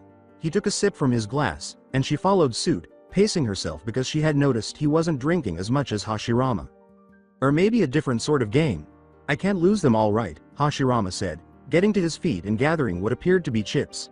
Also, beginner's luck. How many activities are there in this place? She inquired. Not enough for one night, was his response. I don't think nothing will help my pain of losing, I'm a veteran. Naruto answered, I don't think that's something to be proud of. I lied, my drink helped a little, was Hashirama's response, ignoring him in favor of finishing his drink. She couldn't deny that it was amusing, at least to her. She felt unsteady as she stood up to follow them, and although she wasn't sure how much she had consumed, it was undoubtedly the same as Naruto's. They followed each other, talking as they went to another game, laughing, talking. and drinking with the two men, and she was certain that there were many repeated sentences and that some of it started to get hazy. Mito was having a great time, and even though she didn't understand the basic principles of the games they played, she would somehow win at the beginning of their gambling spree and then lose her winnings later. Her face felt strange, and her mouth hurt from smiling all the time. She thought about how much she had consumed. "Well, you know it's pretty late, or early I guess, but I gotta get to," the blonde said, yawning loudly and loudly enough for her to hear in her state. A glimmer of light, orange from the impending dawn, clashing with the various shades of purple, was visible in the distance as they walked beneath the lovely lights of the stars. They were walking side by side, and she frequently felt him brush against her. She recalled that at one point he had put an arm around her waist, but before she could do anything else, it was gone. She was a little delirious, so perhaps it didn't happen at all. Wait, she was in the streets. Wasn't Naruto just saying that he was going home? To be honest, Mito knew she was intoxicated if she couldn't recall how they had gotten out of the casino. Had they had more alcohol just before they left? She felt the warmth of his body as he staggered against her again, and since she couldn't find Hashirama anywhere, she assumed that everything was okay or that he had stayed behind to play some more games. She muttered, "You keep bumping into me." In a lighthearted manner, he said, "Mito, you're funny." But what did he mean? She answered, "You are more inebriated than I am." "What is the word, He blew a raspberry to seemingly balance out the unusual sentence he sputtered, saying, "You're succinct, but definitely not in the same degree of sophistication as sober Mito."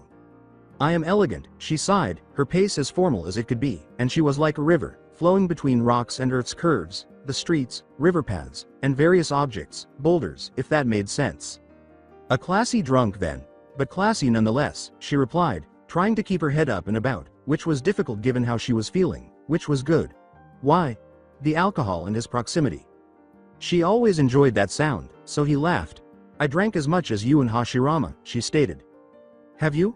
Surprising considering I drank nothing," he said, and she paused to stare at him. Her thoughts were cloudy, and she had to work hard to form words. "You drank, I saw you," she repeated, confident that she couldn't have been mistaken. "Yeah, that first cup of sake, but the rest was just juice and water. You know, I have to go somewhere in the morning." She became somewhat sober after realizing that he wasn't swaying and that he wasn't repeatedly bumping into her. In fact, she was leaning against him right now. When did her arm wrap onto his? How long had they been this way? It was an annoying effort to do while intoxicated. In any case, she put her head on his shoulder because it was pleasant, and he seemed unconcerned. Her condition made her feel a little unconcerned, which was okay as long as she liked it, and she really liked doing this. It had been a long evening, but it had been a very pleasant one. She shook her head and held his arm tightly as she gazed at him, his sapphire-like eyes almost gleaming from the full moon. His eyebrows lifted, and he smiled and laughed. "What?"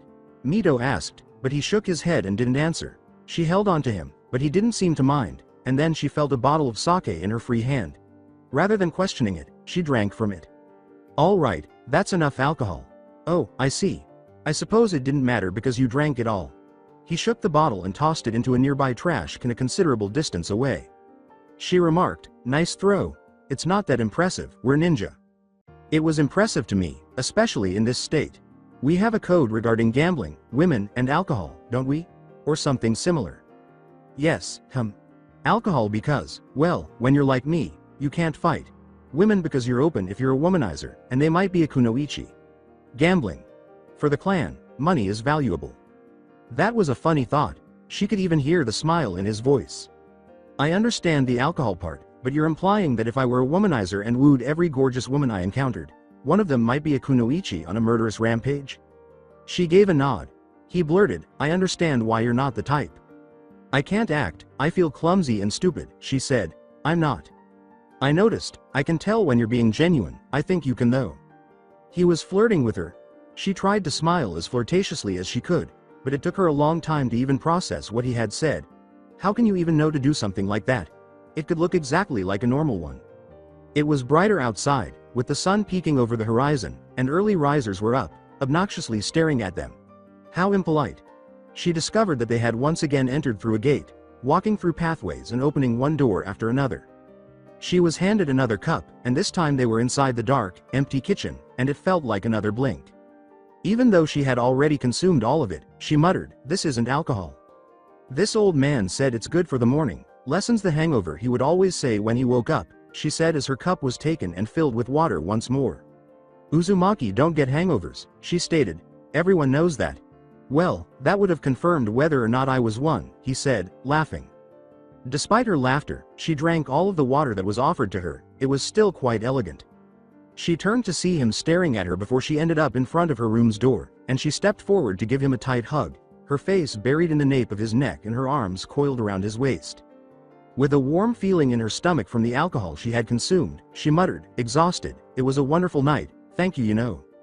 It was pretty fun, you know, maybe not so much alcohol next time," he said. "MMHMM," was all she could say, feeling incredibly at ease as she breathed in his aroma. "Well, we've been here for a while now and you're surprisingly heavy." "MMHM," she hummed, too far gone to listen to what he had to say. "Is it really possible for you to enter the room and faint?" She tried to think of a response, but all she knew was that she was weightless and that she was falling asleep. Crossing his arms, he examined the big gate that led to the village. It was brand new, and everything made of metal was shiny and polished, something he had never noticed before because he had entered the village through another way, which meant he was unconscious. It was the same gate, he knew, but it was new, whereas the one he knew was old, creaking and moaning loudly every time it opened or closed, giving him a headache, so he chose to ignore it completely until his memory returned. The Mount Myoboku kanji was inscribed on the back of his cloak, and he had a few other pieces of clothing sealed in scrolls, most of which were related to the various terrains he had been assigned, such as deserts, jungles, swamps, and forests. The redhead was probably still intoxicated, so he doubted that she had even remembered that tidbit. He had only 3 hours of sleep before he had to get ready for today, so he went inside Mito's room to say goodbye. She mumbled something unintelligibly, sloshed the glass of water he had given her, covered herself with blankets, and was snoring a moment later. "Why are you grinning?" Hearing the familiar sound of Kato's voice, she was wearing a black form-fitting jacket and shorts that ended at her knees instead of the typical shinobi armor, which made sense given their employer's desire for a low-key escort. Her hair was in a long, dark ponytail that ended just at her waist. "Oh, just about drunk Mito yesterday. She strikes as someone who doesn't do the sort of thing." "Oh, yeah, definitely, the prim and proper, she can take a joke, it's just kind of funny to think about when she's singing carelessly, and stuff like that," he replied.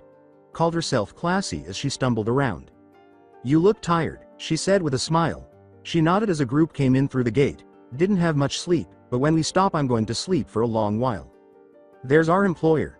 She nodded at the doorway, and he saw Nishi there, just a few minutes late, with another shinobi he had met. There was something strange about Kazumi, he remembered, even his appearance, with a calm expression on his face and a small red bird perched on his shoulder, which he fed something on his hand as they approached. Nishi said, "I'm kind of relieved that there's at least another woman here." In any case, it was probably girl stuff. He glanced at Kato, who merely shook her head in response. "This is a quarter of your work, you'll receive the rest when we return to Konoha regardless of the outcome," Nishi said, pulling out a few envelopes and passing them to him and Kato. "Well, okay." Naruto pocketed his pay in his bag and asked, "So, where do we go from here?"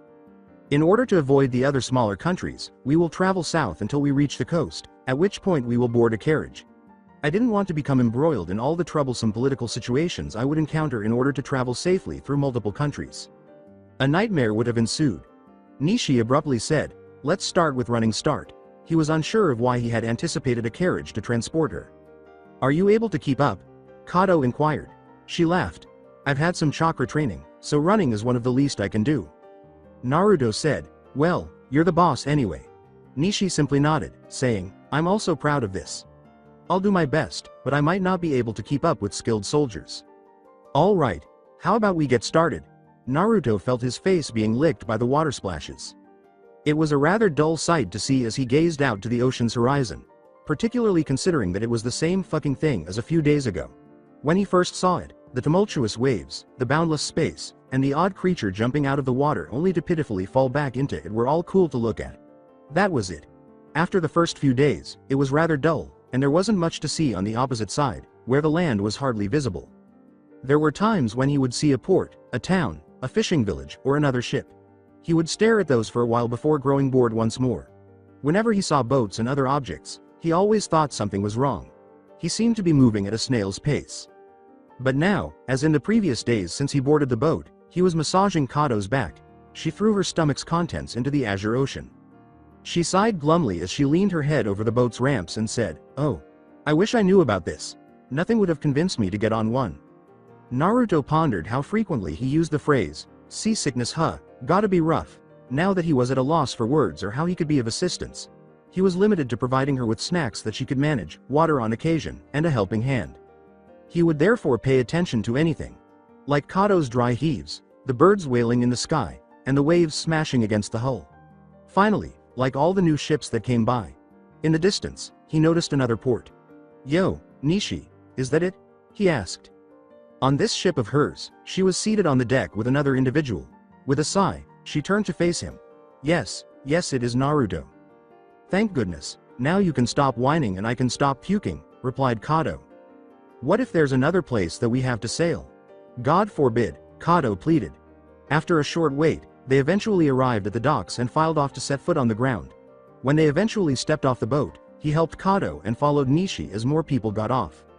As he looked around the port, he asked, anything interesting here, Nishi? He had seen others along the coast that were unquestionably grander looking, but it didn't appear to be that big. Not particularly, it's just a small settlement with a little to choose from. Perhaps you might find something interesting in the merchants' quarters, she said. We'll be staying for the night, seeing as it's only a few hours until sundown. He could likely see everything the village had to offer in an hour or so based on the size of the mess of people going about their daily lives that he saw when he was on the boat. After giving them the address of their hotel, Nishi departed. He watched Kazumi leave, probably to find some peace and quiet in a forest. He was left with a sickened Kato who had just gotten off a boat and looked awful. You know what'll make? It's ramen, isn't it? She inquired. You know me too well, she sighed. I can do that I guess, but I just want to sleep after. Think you can keep down the food? Maybe? Instead of concentrating on the overall heat he always felt, Naruto thought. He had noticed a small thing, something strange that he was experiencing. Maybe it was slowly spreading, but maybe it wasn't and had been there all along, festering like a parasite. Like a night of dreams, he hazily recalled walking into the desert and seeing it disappear. As a result, his memories were gradually disappearing. Hell, he was losing track of some of the things he had said to people. Was it Shen, like Shen? Or Shin? He could not remember exactly what he had said to him, but he had spoken to him with Mito and Emi. Among the numerous conversations that had vanished was this one. With each day that goes by, it would probably get worse. Whatever was going on with him was clearly connected to the strange thing that was happening to him. He tried to shield his eyes from the hot sand as it stung and the sand scratched his face harshly. Even though he was perceived as a whiner, he sincerely wished he was back at sea. It felt good, and it was cool and pleasant on the boat. At least without the hideous hurls of Kato. It was like hell on earth now. He needed to protect himself from the blazing sun and cover his feet from the hot sand. The worst thing would be getting sunburned. The winds didn't help at all. It felt more like a heat wave than a cool breeze. When he felt one, he grunted in dissatisfaction. His gaze swept across the searing sands, the winding sands creating the illusion of waves, and the dunes like a crimson ocean. Though they were located far outside of the area they had claimed on the map, the sands were a part of the land of wind. For whatever reason, Tensho would occasionally sit on his head and peck at it or hover around him. Yo! Kazumi! Where's your bird, Tensho? It was likely the most amusement he would receive.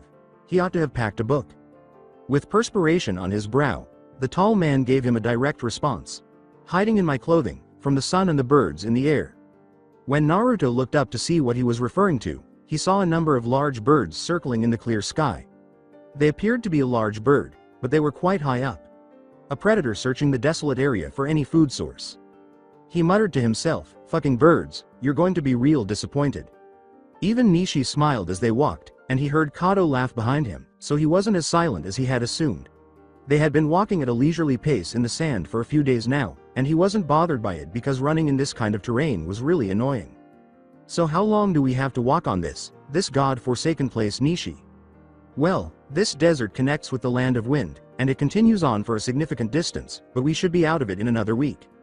Ah, alright, so any sort of living, instead of bones of animals laying around? There isn't many permanent communities, but we should pass by an oasis, that's where one of them is, Nishi clarified. Kato said, so there are nomads. I'm not sure why would anyone live in such a boring area.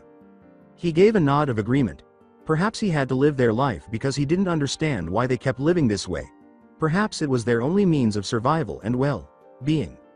Other nighttime predators started to emerge from the sand or from the cracks and crevices of rocks as the hours passed and the sun sank. Considering how hot it was during the day, it was a little chilly. They had decided to press on in spite of the darkness.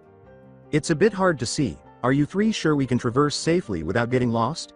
Nishi asked quietly. He answered, "I can see fine. There seems to be something big up ahead though, by that cliff over there." "It's a scorpion." "Cliff?" asked Nishi. Naruto noticed that she was squinting to see what he was discussing. "Like I was saying, it's just a scorpion. They won't bother us, I think," Kazumi said. They simply shrugged when Kato said, "Well, they might be a bit more dangerous if they were any larger. Do they get bigger than my king-size bed?" "Seeing as I am the only one who can't see the cliff, I suppose the average ninja has more acute senses," said Nishi. Naruto said, I never thought of that. It must be from all the training and stuff." He wanted something exciting to happen at times like this, but nothing did, as usual, to lull him out of his boredom. He jokingly claimed that he was forgetting things because he was slipping into a coma of some kind to avoid having to deal with it. "Yeah right," he sighed. It turns out that his quest, this race against time, was far less exciting than he had made it seem. That was annoying aside from the slow lapses. "So, if I'm correct, do you see that bump in the horizon? That's Mount Myoboku." Kato glanced at the horizon beyond the scenery. The mountain that had been inscribed on Naruto's back was easily visible, encircled by a row of trees in the distance. He said, "It looked bigger on the picture." It seems that he had researched some facts about it. She was aware that something strange was happening to him. His eyes would occasionally wander, as if he were daydreaming. After a while, he would shake his head, blink, and then return to his usual behavior. It has been occurring more frequently lately. Naruto had told her what had happened to him, including his illness and his arrival a few months prior. He had actually told her twice. He was counting down the days until they reached the base of the mountain. Just a couple of days ahead of schedule. With the limited time he had left, Kato believed he was really pushing his luck. "That's because we're still several days left, those are smaller mountains surrounding it." Naruto sputtered in wonder, "Damn." It was undoubtedly enormous, dwarfing other mountains and appearing to be much wider than the others. She was unable to determine the height because the clouds obscured the peak. She proposed, "So should we keep going?" "Yes," Nishi answered. "Perhaps a run, it has been a while." Since it seemed that everyone else was just as anxious to see this mountain as he was, Naruto set the pace that the non-ninja felt comfortable with without much further prodding. In order for them to cover a far greater distance than they would if they simply ran at full speed. The desert landscape had changed so drastically that dull colors were either completely absent or indistinguishable from more vibrant hues. They seemed more alive after the weeks in the desert. The reds, purples, blues, and greens of water and flowers. The long grass next to her was greenish and swaying wildly in the wind, resembling a sea. Even the most active wildlife may be concealed by its dancing. This place felt alive and wild, and Kato heard a distant waterfall roar quietly. For the past week, they had been residing at the base of the mountains. It was challenging for Naruto and his clones to locate a suitable location for climbing to a higher peak on Mount Myoboku. It had transformed from a forest to a vast jungle with ferocious plants and animals. Deeper inside, she could still hear the local wildlife's incessant growls and whines. The blonde was lying against a big log while he gazed open, mouthed up at the sky while she was taking a break with him. Since it was big enough to be her mattress but less comfortable, Kato chose to simply lay on it. Nearby, there were a few tents and a spot to build a fire at night, which was only an hour or so. Nishi and Kazumi set out to do some last-minute exploring in hopes of discovering something interesting. It seemed that something had been bothering the tall, lanky man lately. She would prefer that he not explain it, but he might. "So, what do you think we'll find up there?" Kato responded, other than what Nishi had said before. Naruto gave a shrug. "Frogs, no wait, that's a lie. Toads, definitely toads." "Why toads? Is there a difference between them?" No idea, I can think of a similarity between them, both would probably be pissed if you called them wrongly." The response made perfect sense, and Kato nodded. "Haven't met talking toads yet, maybe I can cross it off my talking creatures list." "You keep a list?" There was a pause, and she knew the next question like the back of her hand. "It's in my head, caught a talking fish once, and asked me to throw it back in the water." "You keep a list?" "Just in my head, like a cricket, but that one wouldn't shut up." "Oh, cool. I met some snakes and slugs. One of them always wanted to eat people." When she heard a slight movement in the woods, he noticed as soon as she did. Strange, considering all the other sounds that came from the jungle all the time. After exchanging glances, They both started in the direction Nishi and Kazumi had taken. "What is that?" she asked as she landed near this figure in a tiny clearing, which had an arm around Nishi's neck. The other larger thing was only a moment away from her before she recognized the clothing. Its skin was rough and black, and it had hideous growths growing from its left shoulder and head. It appeared to be a broken crown of some kind. Activating her Sharingan, she saw that its chakra resembled Kazumi's, proving it was him. But it was something new, mutilated. This new Kazumi's hands, feet, head, and everything else were always twitching. The words, "Kazumi, stop," choked Nishi. Even though she was several feet higher, her tiny hands were still gripping his big wrist, and she was hanging her feet in an attempt to gain traction. In order to deal with Kazumi's new form, Kato had to follow Naruto as he ran forward. It was impossible to employ any methods without endangering their contractor, Nishi. With his fist cocked to strike Kazumi's irate face, Naruto had arrived at the pair first. But with his arm free, he easily avoided that collision. Kato had a chance to kick his wrist and break his hold. However, it felt as though she had attempted to kick reinforced metal. However, it was effective because Nishi collapsed to the ground, gasping and choking. Her eyes caught their enemy's anticipated move before she could get to her. His fist was poised over Nishi to smash the Nishi that was clutched on the ground, so Kato dropped in front of her to halt the attack. Kato observed Kazumi's two arms change in an unexpected way. A shield appeared where Naruto had been struck with fists, propelling him away with sheer power. The one above her was fashioned into a massive weapon for bludgeoning. She attempted to make hand signals to fire a technique without the possibility of hurting anyone. However, that enormous fist trailed down more quickly than she had anticipated. She scarcely had time to try to halt this attack. She met with overwhelming strength as her hands were ready to catch. A leg gave way as she attempted to lessen the impact, and she gasped in agony as her hands and arms stopped it. As this enormous limb struck her back, a portion of the ground beneath her knee and feet cracked and compressed into the earth. At least nothing felt broken, even though it hurt. Kato gave the other woman a fleeting glance. Looking at her with wild eyes, Nishi was still safe. Naruto screamed, "Kato," and she turned to face him. As the big appendage continued to weigh her down, she watched helplessly as Kazumi, a once lanky man, threw his other arm at Kato, grabbing her ankle and throwing her with ease. Before she heard the roaring cracks of trees being torn down finally coming to a stop, the world briefly became a blur. She was still conscious, but this one thing hurt even more than the last. Her stomach, back, and pretty much everything hurt. Undoubtedly hurt, but hopefully still able to fight. She struggled to her feet and pulled a bunch of branches away from her. Naruto appeared to be standing there as she staggered out of the brush. However, in terms of his raw strength, he changed significantly this time. Kazumi and Naruto both had rather one-sided locks, and the insane man's fists were shaking against Naruto's palms. The blonde himself didn't seem to be trying very hard to hold him back. Naruto said, "I guess I'll have to make you leave it, huh?" as he lowered himself. "Hold on," he was about to leap. A butt in his face. "Ow." The tall man groaned in pain, then staggered back and collapsed to the ground, unconscious, but Kato wasn't sure how to react. It wasn't permanent because Kazumi's shape returned to normal. The protruding shapes on his head and shoulder vanished from view, and the black skin returned to its typical tanned hue. He looked calm now. A moment later, Tensho, his pet bird, landed on his forehead. She also questioned where he had disappeared to. As she hobbled toward him, she said, "You really just did that, didn't you?" Naruto turned to face him and rubbed his head. She saw the change in his eyes as he said, "Ow, guy has a hard head." Before everything returned to its typical shade and shape, the pupils were orange rather than blue and had different shapes. Kato said, "You're different than earlier," observing the change in his demeanor and the expression in his eyes. With her eyes wide with surprise and a hint of fear, Naruto looked at Nishi and said, "Yeah, this is who I am with my memory intact, for a little bit I guess." She appeared fine except for her attempt to clear her throat.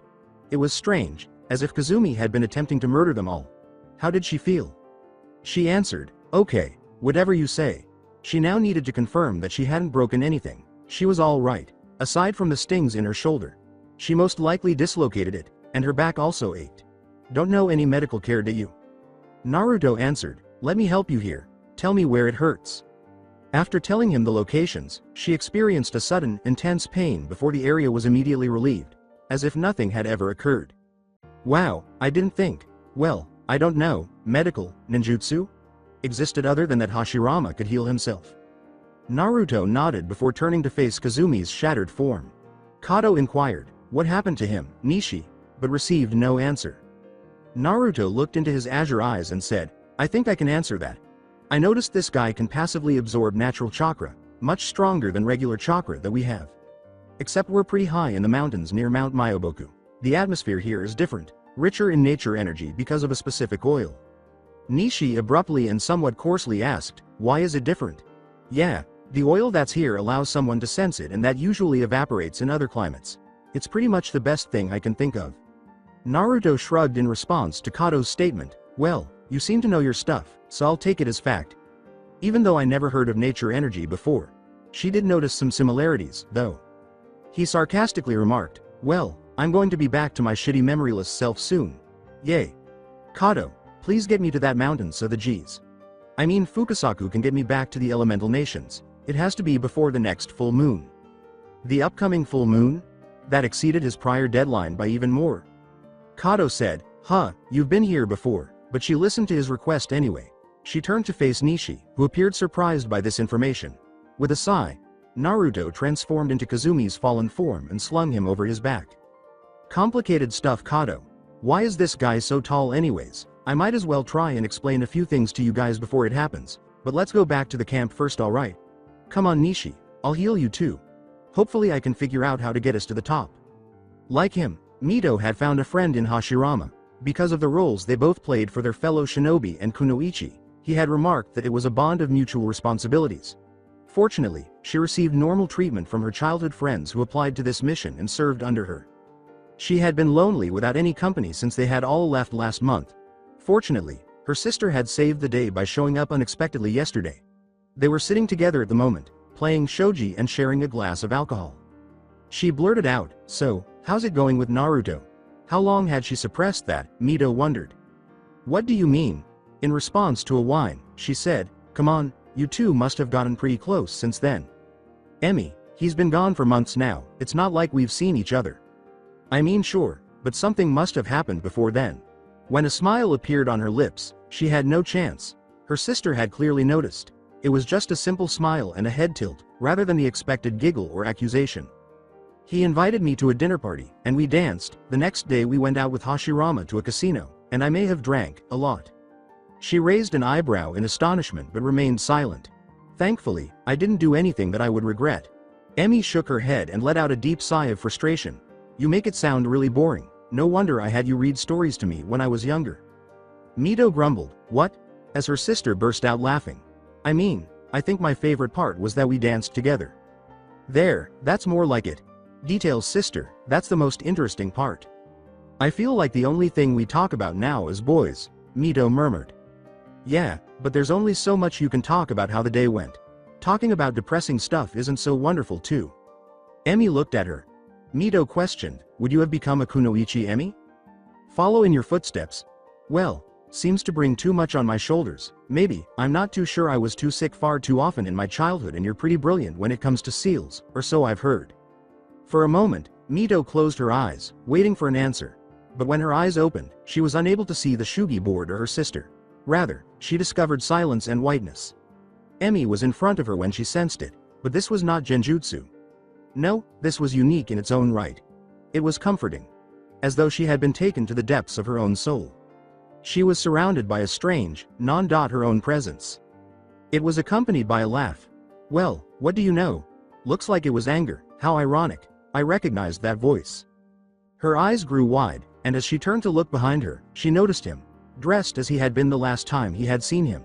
Naruto. Ho! How is this possible? Sort of in the flesh, was his response.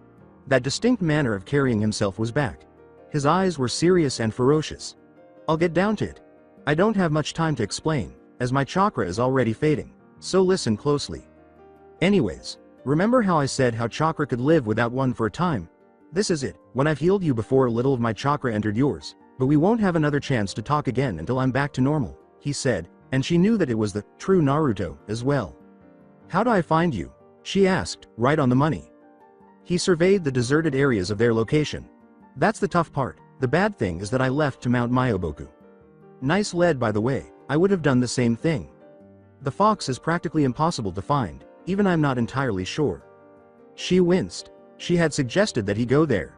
We haven't found the top yet, But when I do I should be back quicker than you think. My sense of time is messed up right now. How long has it been since I left to the mountain? For 2 months. He paused and considered, so another 2 months for me then, sort of. She saw what he was referring to. The light that was flowing through him and his feet had already vanished gave the impression that his body was literally fading. Listen, Mito. I'm pretty sure I'm somewhere in the land of water.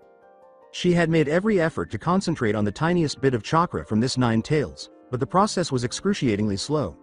That narrows it down. I did think it was near a coast of some sort, but that could have been anywhere in the world. He gave a nod. I can't help much more than that, but I have an idea. My time's run out, so listen closely. It'll be risky, but I don't really have a choice. When the next full moon shows itself from now on, that'll be your chance to sense the 9-tailed fox. You'll need to be there before anyone else, so travel around and plant my flying thunder god seals around the land of water to do so. That'll be your only shot. Find me quicker than anyone else. Mito's form began to falter rapidly as he saw yellow orbs emerge from him. What does the 9 tails have to do with this? He grinned. She watched the tiny golden lights fly into the air as he left. My other self is forgetting a lot of stuff, Mito. Maybe he'll forget you eventually, but this is a team effort. I'll explain when this over. I trust you, Mito. She shook her out of wherever she was and waved her hand, saying, Mito, hey Mito. What happened there? You kinda spaced out. Confusion raged. I talked to him, Naruto. You might have lost it, sister, unless it's some sort of weird ninja type things. The latter, I mean the former. She looked perplexed. You know I always get confused about the former and latter. It's latter, close enough I think, to answer your question. It's the weird ninja type things. Mito replied. Come on, follow me.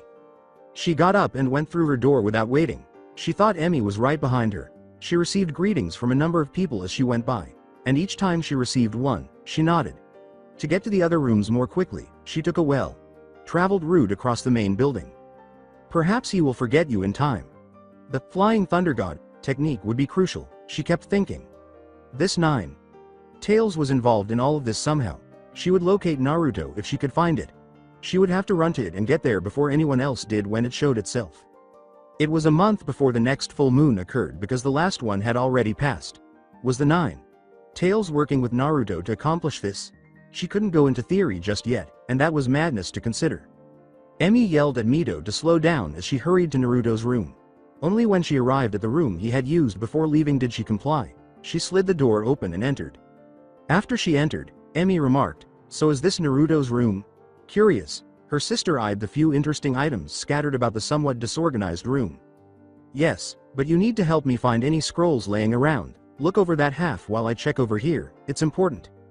Though not as enthusiastically as Mito, Emmy followed her instructions. She searched the drawers, the tables, the spaces between the blankets, and any place a scroll might have fallen. Perhaps he will eventually forget you. She searched behind the furniture and beneath the mattress, but she was unable to locate a scroll. She could easily handle that for the time being. She wasn't worried about it. No, it had nothing to do with her. It was reasonable to assume that he could forget how to perform techniques if he could forget names, her, or anyone else for that matter. The whole plan depended on his being aware of it. Emmy said, I couldn't find anything. She scowled and said, Then it's not here. He must have taken it with him. He no longer had any of those kunai. Then how would she? She had a flashback of a memory. She pulled up her sleeves, and the black seals he had put on her wrist during their spar were now covered. It was the only thing she had, so she would have to make do with it and hope to pick up the knowledge quickly. She had also. When his eyes opened, he saw the stars. He saw Kazumi there and heard the quiet flames of a fire next to him. He had a disheveled appearance and a sad expression. Not like the comparatively serene look he always possessed. Feeling a little sensitive, he stood up and asked, What's with the face? He noticed that Nishi and Kato were dozing off in their bags, appearing agitated. The fact that his surroundings had changed somewhat unsettled him. The experience had begun to become something he wished he had no more. He recalled discussing talking creatures with Kato. He said glumly, You know why? I lost control, I turned into a mindless monster. I only avoided seriously hurting anyone because of you. He had no idea what he was talking about and was completely disoriented. He turned to face Nishi and Kato. Nishi appeared to have nothing but minor bruising around her neck, merely appearing to be experiencing an uncomfortable dream. The only conclusion that could be drawn was that his other self had gotten involved. Again, why? Why was he unable to simply remain? The distinction this time was that he was unable to recall the details of his transformation, if you will. He recalled being angry when they attacked while they were traveling to Konoha. Such intolerable futility, when he was capable of so much more. Those were real, unfiltered feelings, and it most likely had something to do with them. Something that is impossible to duplicate in any other less significant situation. He inquired, "So, why did you lose control?" I don't know, this place feels powerful. It just made me feel stronger, invincible. I just couldn't." He responded, "Then you showed me just how I paled in comparison to you. I'm thankful for you, that no further harm came to Nishi. I would have never forgiven myself if I murdered her." They listened to the sounds of the wilderness for a long time. The sound of the water rushing, the frogs, the wolves, and the crickets chirping. Prior to what the blonde said. "You should sleep, or at least try to, I got watch for now." The tall shinobi nodded solemnly and moved away from the others, heading for his sleeping bag. He sighed softly, feeling, well, he had no idea. He glanced to his side and saw writing materials haphazardly scattered everywhere. In the middle of it all was an open journal with something already written in it. Speak with Fukasaku and persuade him to send Naruto to the elemental nations. Arrive in Mito, the land of water, and pretend to be a princess in distress. Hopefully not exactly. Additionally, don't write here because there is more written at the back. Let the others see this. It became all too real when he began using the journal, which he had purchased as a precaution. He finally experienced this fear when he arrived in the port town. Well, it appeared that the other guy had already written in it. Larger gaps were being forgotten, he realized. He initially believed he was forgetting. He knew now that it was untrue. Simple things like forgotten small talk, ideas, and so forth. But Mito's sister was one of the things he had considered often. He liked her, but he couldn't recall her name. She was a friend, but he couldn't recall her name. How had they even met, Mito? He was aware that he had fallen from the sky. He had forgotten the first time he had spoken to her. It would only worsen. He was getting ready to write, so he scratched his chin thoughtfully. Even the bright moon aided him, and the fire provided a slight illumination for the paper. He turned the page and eagerly waited to write on it while dipping the pen into the ink. "You are Naruto," he wrote, with the date in the corner. "You will never forget Mito Uzumaki, her sister, Kado Uchiha, Nishi, Kazumi, Hashirama Senju, and the good stuff that is ramen." He had a sudden epiphany and began to frantically search through his bag as if his life depended on it. However, he was deeply disappointed. He didn't have any ramen, With a deep sigh, he returned his attention to the journal he was holding on his lap and proceeded to write down any ideas that occurred to him. All of this was only temporary, at least until he regained his memory. At last, he made a decision that was actually quite simple. He would go back to his old self to never forget them. Something involving the 9 tails and Mount Myoboku. Grinning, he took up the writing implements and began writing, regarding everyone, his actions, or anything else at all.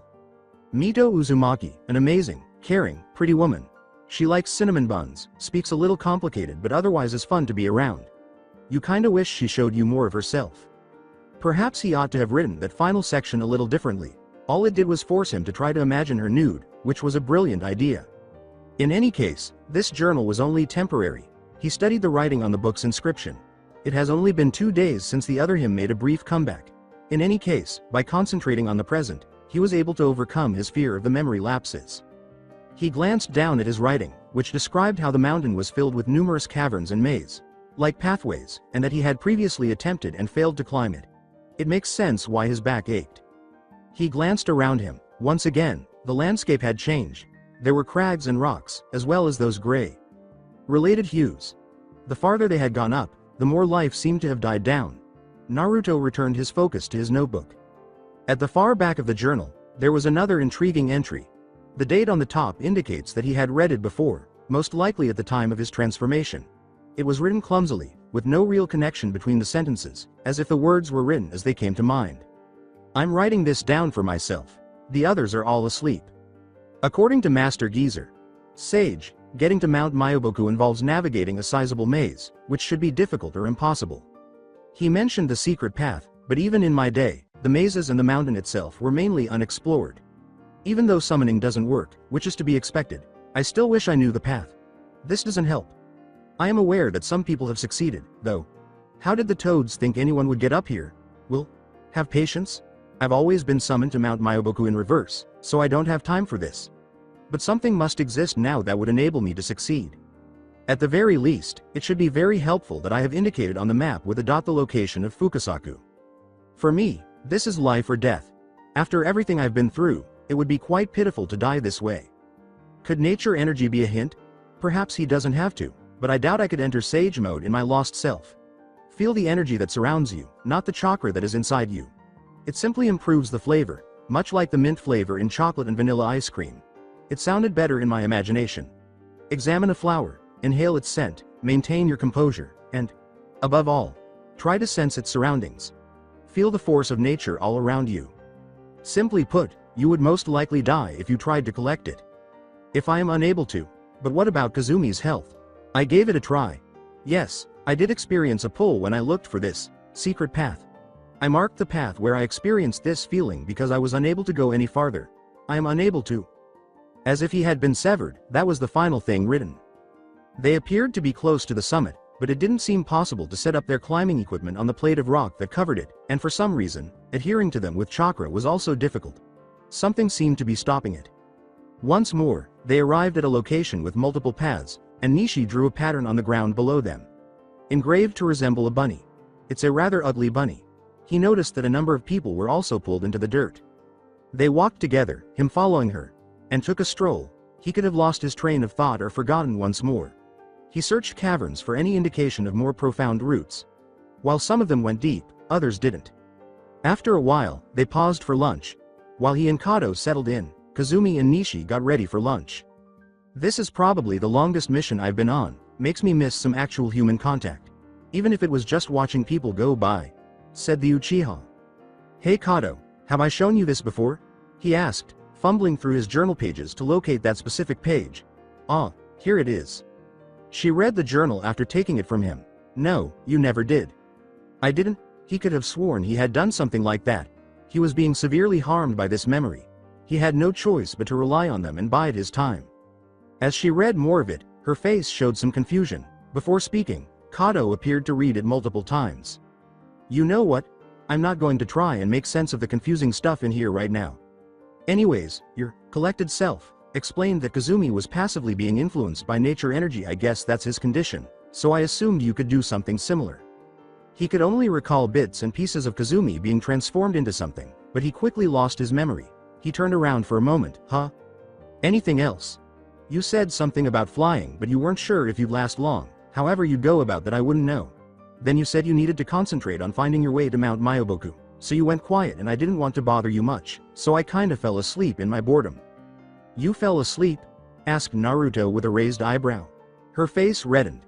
Yeah, happens. Besides you didn't say anything for like half an hour as you wrote stuff in that journal. Nishi said, so what's this about? As she approached. Naruto observed their progress with the food, and it appeared that Kazumi was taking care of the remainder. Kato made the decision to briefly explain the recent development. Before Kato spoke, she kept reading the journal she had been given. Ah, so this notes you made.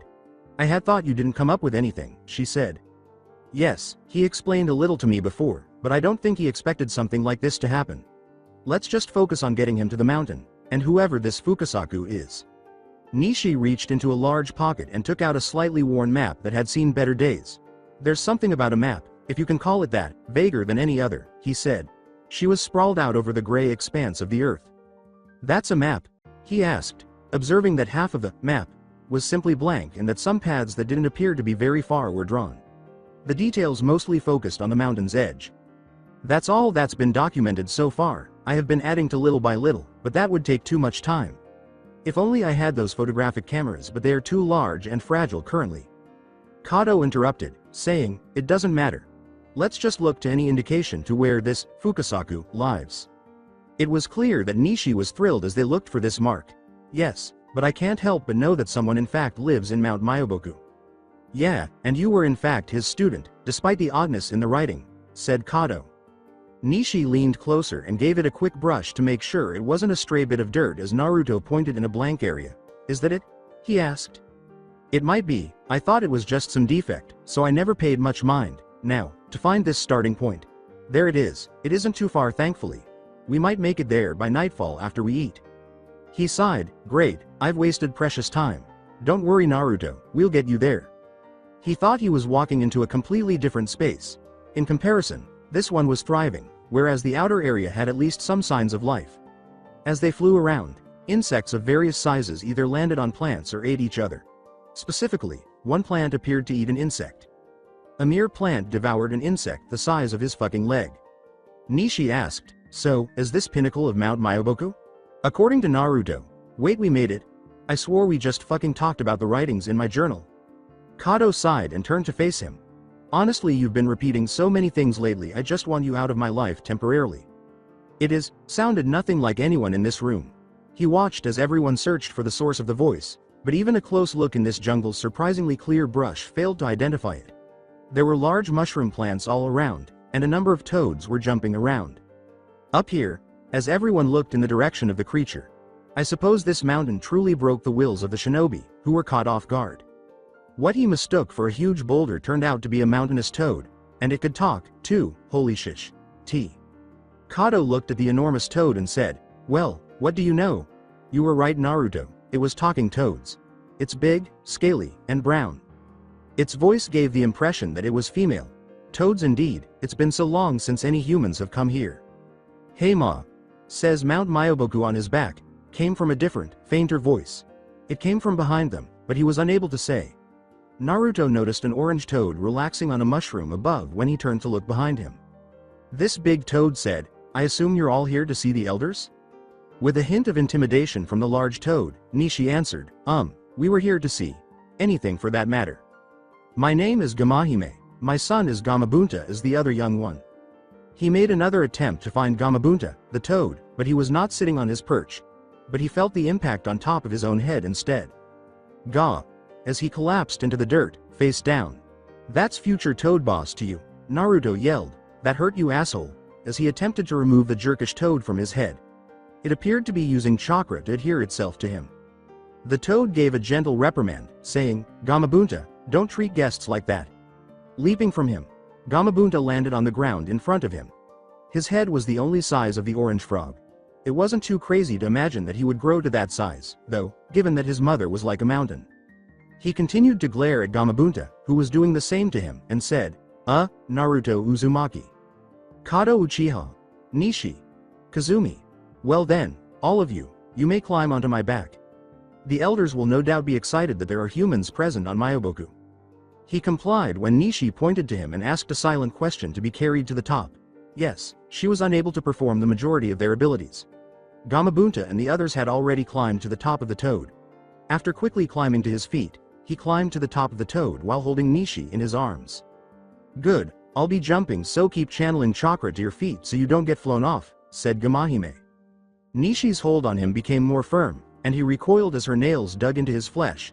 "You're going to have to keep holding me, Naruto."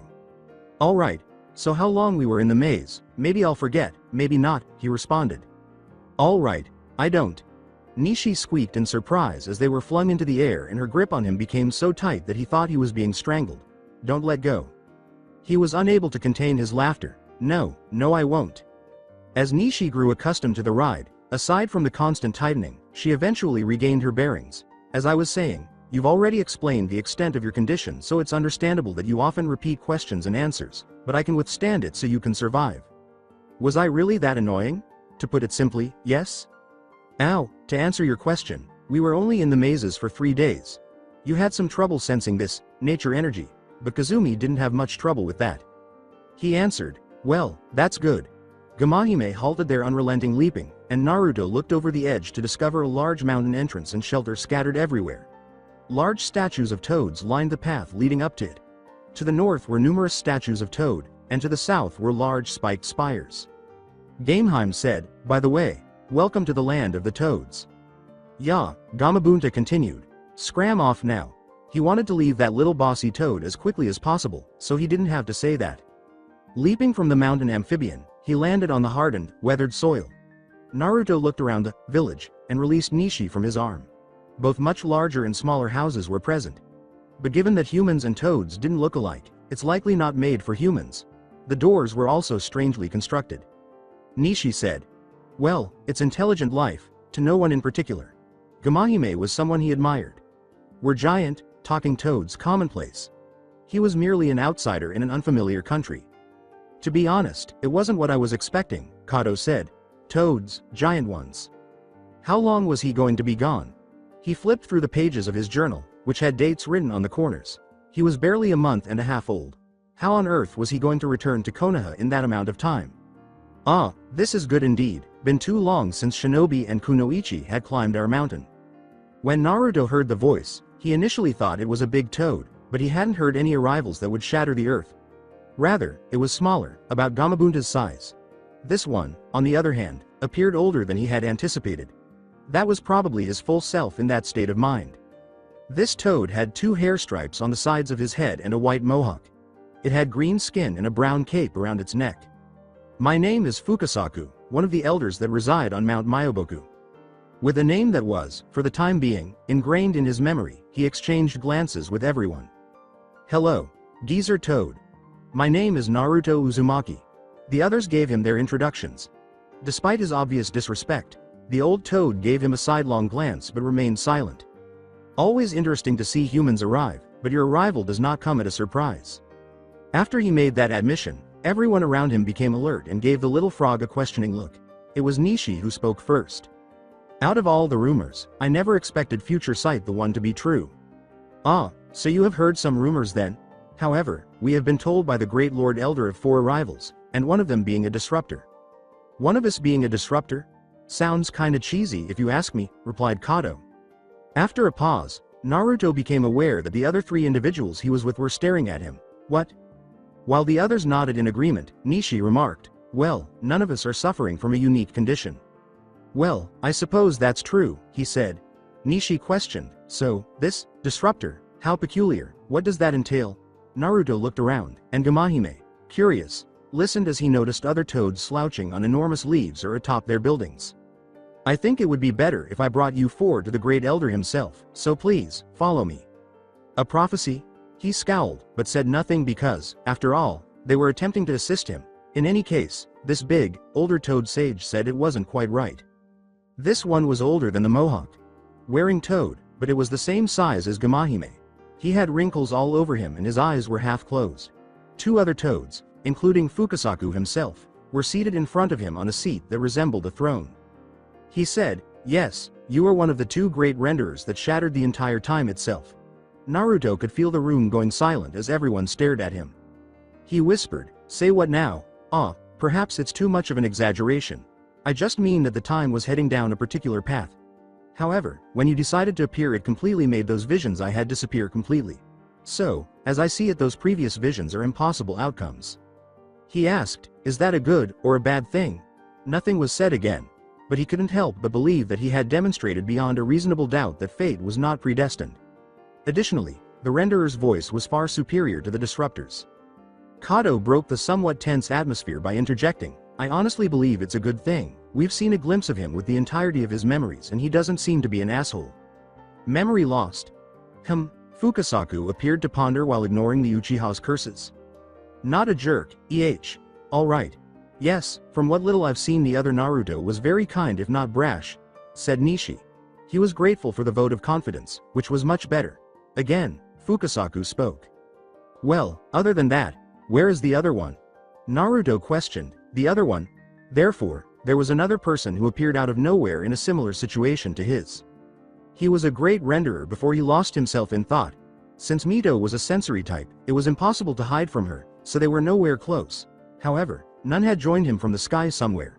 They were probably in the same predicament as him, too. Suffering from amnesia and in danger of dying. They were probably trying to figure out how to survive, too, whoever they were. Although he was powerless to help them, he believed that everything would work out for them in the end. I wish I knew, but truthfully the reason I came here is because I thought that I would find help here, he responded. Why is that? Inquired the toad. He turned to show them the kanji that was inscribed on his coat. The kanji written on my jacket, it's a bit worn out but it says Mount Myoboku. Not only that, but apparently the real me knew you, as it was written in my journal. Nishi nodded, yes. Those notes were the only reason why we were able to reach your settlement in quickly, otherwise we would have taken far longer. The old toad said, I'm sorry, but Naruto, I have never met you before. Kato chose to attend the discussions. Yes, except in the journal he referred to you as master, and Naruto said something about nature energy and being reversed summoned to Mount Myoboku. Fukasaku exchanged a glance with what appeared to be his wife, but he was unable to recall her name. Apart from that, she wore a cape of the same color and had purple afro hair. He said, "Great Lord Elder. It seems to me that Naruto heralded from another dimension, so him and this other one are very powerful shinobi. Perhaps you have trained him in this other one. Creating a path towards this other dimension would be a massive feat indeed." After this realization, there was another pregnant but more at ease silence. Naruto felt a little uneasy because he could feel the other three's eyes on him. "Well then." The big, elderly toad broke the silence in the room. "What is it that you want us to help you with, Naruto?" He took out the journal and searched through the pages for the specific item he was requesting, but even after a few pages, he was unable to locate it. Hold on, let me remind myself." But Kato spoke for him, clapping her hands impatiently. "Naruto asked me if you can do anything about his memory." "Well, that one isn't one he asked, but I might as well say if you can do anything about it. His real request is that if you would send him back to the elemental nations as quickly as possible." "Why as quickly as possible, if I may ask?" Fukasaku said. Since Kato was the one who spoke for him once more, it appears that he trusted her with his welfare. He had said that it was a matter of life and death for him, and that he must return to the Hidden Leaf Village before the next full moon. Unconcerned, or, hopefully, unconcerned, Fukasaku responded, "The next full moon? That's more than 3 weeks away." He had a plan that would take him back in time if that was the case. "Please," exclaimed Kato. He heard the hoarseness of her voice as she stepped forward in front of him. "For his sake, he's a dear friend. I would never be able to live with myself. I did not do anything in my power to get him back." To his further surprise, Nishi and Kazumi were kneeling in front of the 3 other sages. The noble was the first to speak. "Naruto saved my life. However, I'm not asking you out of obligation to him, but as a friend. He may or may not remember the times, but I've come to truly enjoy the time I've spent with him during our travels." The tall, lanky bodyguard spoke next, and his voice was full of determination. "I'm indebted to him. Save him if you can." Even though it wasn't as flowery, Naruto still felt that pleading was very important to him. The support he was receiving caused him to breathe shakily, and he couldn't help but notice that his throat had thickened with emotion. He even felt bad about the time he had spent with Nishi that he was unaware of. Naruto and the other 2 Mount Myoboku sages eyed Fukasaku. "You have loyal friends, Naruto. Sadly, there's nothing we can do with your memory," Fukasaku said. "But there's no need for you try, Kato. Even without future sight, I can see that Naruto will be influential in the times to come. All of you vouching and giving earnest pleas for Naruto.boy only proves that. So, I'm asking Naruto.boy, would you like to become the Toad's first summoner?" Naruto sat in a tiny house that wasn't designed for people because they couldn't stand inside. Even sitting, Kuzumi was almost touching the ceiling. Inside, everyone sat around a small table that was too low for any of their legs. Yes, that was her name, and they were all inside Shima and Fukasaku's house. He felt more at ease in their house because it had a cozy vibe. The walls were painted in warm beige hues, and there were some flowers scattered in ceramic jars. He was forced to sign a contract with the Toads before they arrived here. That meant he was a summoner now. Many of the things that needed to be explained to him had already been covered by Nishi and Kato, such as the location of Konoha and Mito's whereabouts in the city. "Well, as much as I like to stay around, but I really must get everything ready for Naruto.boy to leave by tonight," replied Fukasaku. He was eager for these things to end so he could finally unwind. It couldn't have arrived sooner. "But we probably have enough time to welcome you all with a quick feast, so I hope you all enjoy Shima's cooking." Naruto remarked, "Wow, you're doing a whole lot." "Think nothing of it, Naruto.boy. I'm sure a few fellows would be glad for a change of pace. It would also look terrible on us for failing our first summoner." After saying goodbye, Fukasaku departed to finish the tasks required for his return to the elemental nations. As the smell of cooking filled the house, he engaged in idle conversation with the others. He took a whiff. "Smells like it's gonna be kinda tasty." Nishi answered, It smells okay, I suppose," but her next words were in a whisper. "They're toads. Do you think Shima will create dishes suitable for human consumption?" Kato shivered visibly and said, "Oh, good question. What do toads eat? Insects?" Kazumi, meanwhile, appeared paler than normal but remained silent. The words, "Oh God," made Nishi cover her mouth in disgust. "Let's hope not." It was actually unexpected that Kazumi had spoken. Lady Shima, do you not mind if we bring some side dishes we have?" he asked abruptly. Shima said, No, I don't mind at all," from the kitchen. Nishi retorted, "Nice idea, You might as well have saved our lives." The blonde gave everyone else a sickly, pale, greenish look. Shima was fortunate not to be present for this performance because she had to assist another toad. Even the sounds of regurgitation could be heard as Kato appeared ready to throw up, but she quickly saved herself from embarrassment by stuffing herself with a few of the cookies she had brought. She shook her head in shock, mouth full and all, her ponytail flapping from side to side. Kazumi appeared pale and nearly lifeless, his head resting in his hands and motionless as a statue. Tensho, his pet hummingbird, joyfully delved into the bowl and devoured the larva inside. He muttered, "Yes, eat more so it looks like I ate." As she lay on the floor, Nishi, the final person, gave herself a hug. She mumbled something while eating some candy, and her long black hair was all over the place. Her first bite had caused her to throw up almost instantly, but fortunately she had embarrassed herself from a nearby window rather than all over their food. According to what she had whispered to him, her pride as a noble had been crushed. Looking at his own bowl, Naruto saw that it was empty. In fact, it was delicious.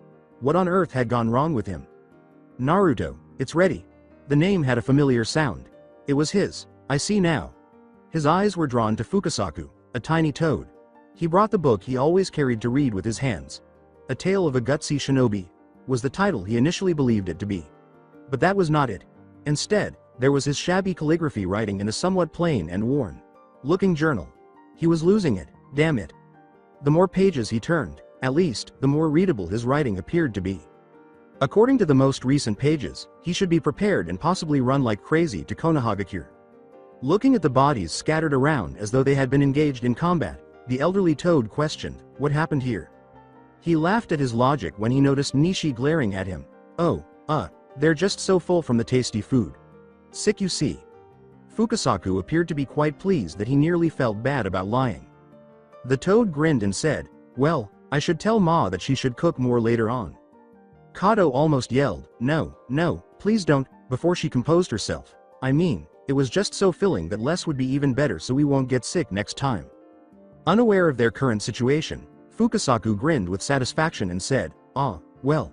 That's okay too then. I'll be sure to pass that along." She left that with such grace, damn it. Naruto had to admire her for thinking quickly. He assumed he needed to return to the actual situation. "Anyways, what do I have to do?"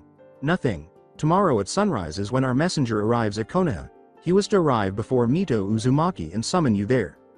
With the new arrival and the knowledge that Naruto was departing at the next sunrise, everyone else appears to be waking up from the days they were previously placed in. "It's late in the day and you all look exhausted from today's events, so I invite you stay within my home. Don't worry, I have another spare place."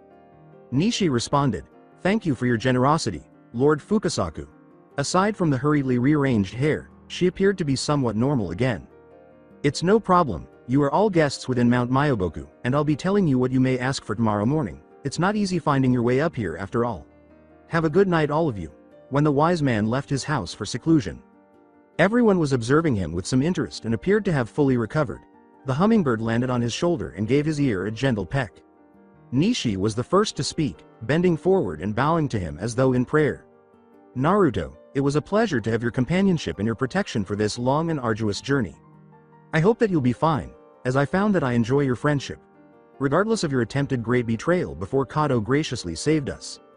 He hoped he would never forget this moment, and he couldn't help but laugh. On this journey, he wanted to remember at least one thing. I hoped that when his memory came back, he would remember this. "Thanks, sorry I couldn't come back with you, so I suppose it's only right that I get half of it." "Why? The expedition was a success." "Nah, I kinda feel bad about it." His protests came to a halt when she extended her hand.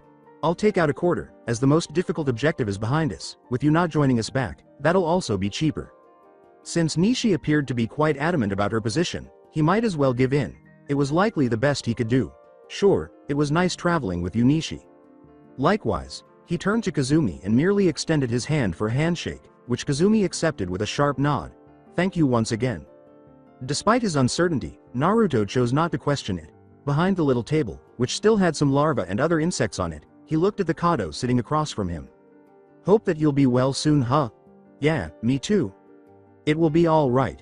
She smiled. It made him wonder if this was the first time he had doubted it. Because he could feel it now, but he let her words comfort him. "Well, I don't think much needs to be said. We'll obviously see other after you leave." Kato was a great friend, he said, nodding. On their journey here, he pondered what else he had overlooked. Kato said, anyway, let's get rid of this food because it's getting me sick again. He laughed and picked up a bowl to throw away the food, and everyone else followed suit. Mito experienced anxiety and terrible worry. It would be another 3.5 weeks before the second full moon appeared. She trusted that he would say he would return sooner than she had anticipated, but maybe she needed another drink for the inevitable close timing they would have. In addition to successfully avoiding any shinobi, they would also need to plant these seals throughout the land of water. Failing to do so would probably lead to political instability and possibly even war. She might be able to control her own chakra, but Naruto would probably cause issues. She would wake up in the morning since his unexpected arrival. Try to detect the 9 tails anywhere in the land of water while performing her duties in a distracting manner. In addition, he spends a lot of time practicing his flying thunder god technique. She had succeeded in creating the seal, but not in removing it. After that, she would have trouble falling asleep, become restless, and stare at her ceiling until she eventually fell asleep. She would try to get through the day after waking up feeling sleepy and worn out. Since yet another Uzumaki she had known for a considerable amount of time had gone home, she essentially had no social interactions for a long time. She was disappointed that she couldn't speak with her sister Emi much because she had only left yesterday, but she understood. She took the day off and relaxed in her room during her free time. Not precisely, since she is attempting to duplicate the seal's abilities that allowed Naruto to teleport. She was wearing her nightgown while studying, and her hair was damp from the bath she had taken. She could sense Mito's proximity. She got out of bed idly to answer the door when there was a slight knock, but when she opened it, she couldn't see who had knocked. Down here, a tiny green toad wearing a blue scarf and tiny goggles sat there. The toad was talking. It was her first time encountering a talking toad. "You are Mito Uzumaki, correct?" She looked curiously at his little dressed toad and said, "Yes, I am." With what appeared to be a smirk on its face, it responded, "Good, mission accomplished. Of course. I was asked to summon someone before you." Before slamming his palms to the floor, it made a series of hand signs. Her senses seemed to have been blown up by a sun, and she recognized the person right away. Naruto exclaimed, "Oh, hey Mito. Missed ya." There were no events during their stay in the land of water. The only challenge was trying to blend in as much as possible. To reach the other islands, they had to take boat rides. As a result, they spent the majority of their time on boats. In as many locations as she could, she deposited the seals for Naruto's method. The journey was tense. Initially, in the first week after his return, they had spoken a lot, but during their journey, it had diminished considerably. The book Naruto held in his hands never left his side, and he kept more to himself. She no longer wanted to communicate with him. Mito touched a big rock that could have supported a number of people. She got back up as a seal formed on the base. She looked out to the sea at noon. Islands. Which meant there were more locations for the seals. Particularly the bigger ones.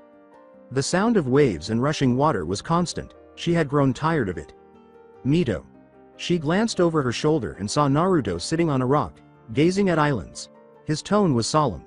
His eyes conveyed a sense of resignation that was out of character for his lovely eyes. It brought her such sorrow. "I've been forgetting stuff. I'm not sure how much time passes. Sometimes I see the sun, only to see the moon." Almost every other day was the same.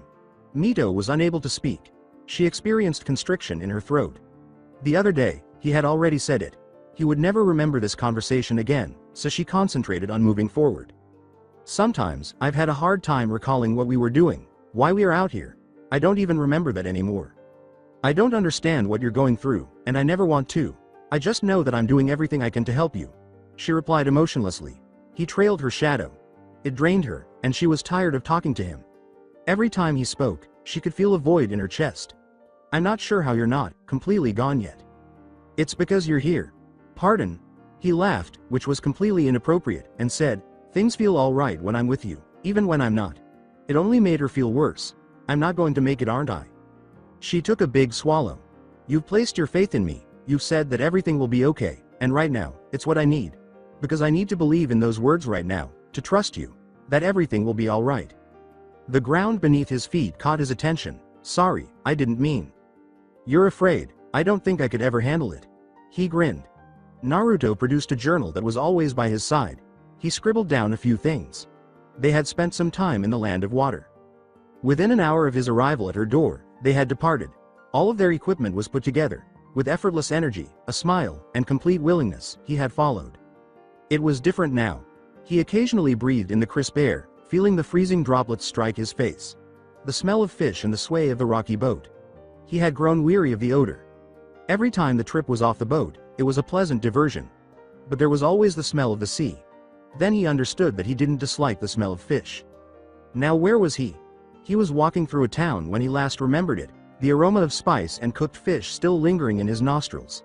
It appeared that he was no longer hungry, though he had been. He stared at the fire, but there was no smoke, which was strange to observe.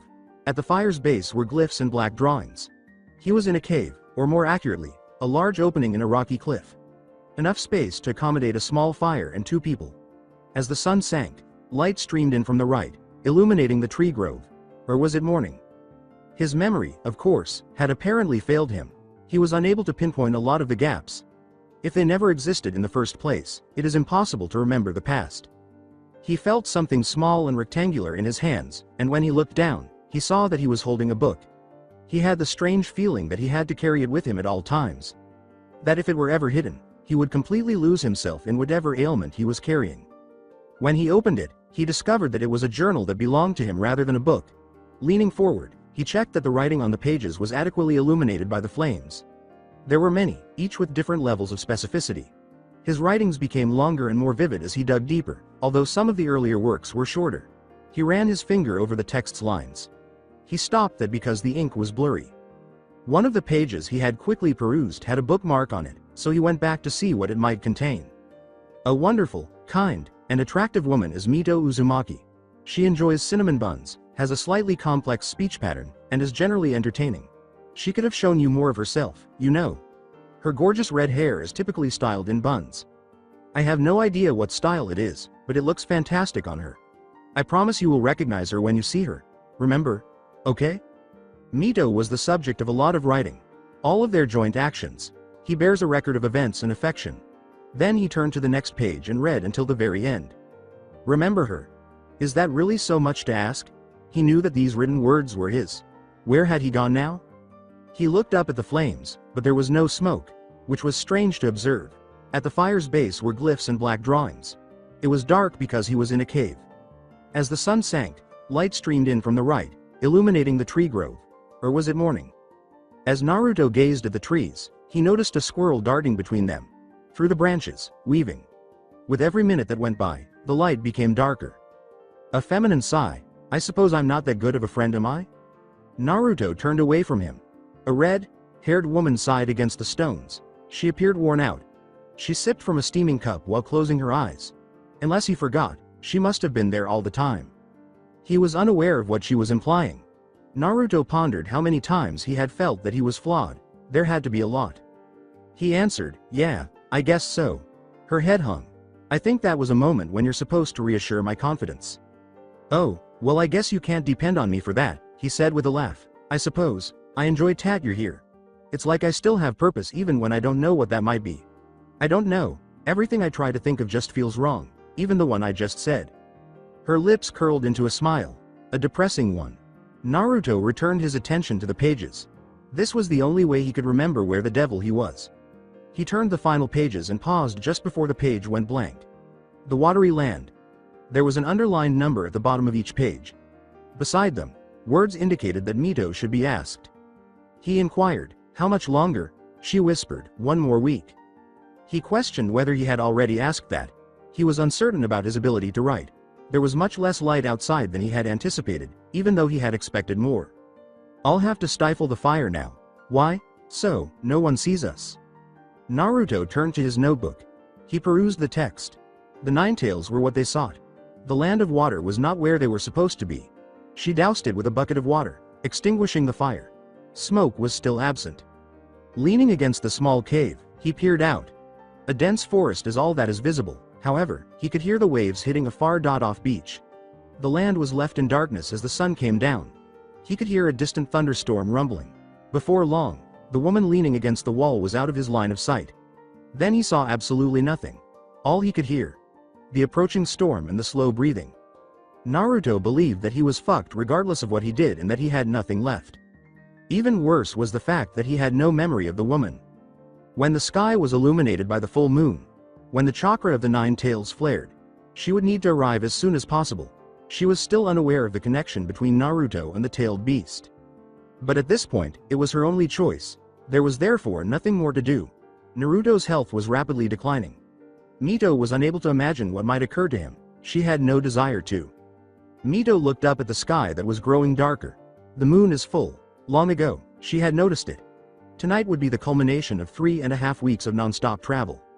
She paced the alleyway of a small fishing village, the hairs standing on the back of her neck. Naruto had not specified the precise moment the nine tails would appear. Or the precise reason. He hadn't explained the nine tails' motivations either. The full moon was that day. Mito reasoned that it could happen at any time today. All they had done was get ready to move as fast as they could. That was the main focus of her thoughts. She had to get there before anyone else did, so it made sense. Now there was only this course. As Naruto sat on the floor, he could hear pages turning all the time. He had silently followed her for the past week and didn't say anything more. Mito hadn't eaten today. She was just feeling anxious and flopped. She was still pacing the alleyway. She mostly concentrated on using her senses. She couldn't tell if time was flying by or if it was a slow, excruciating crawl.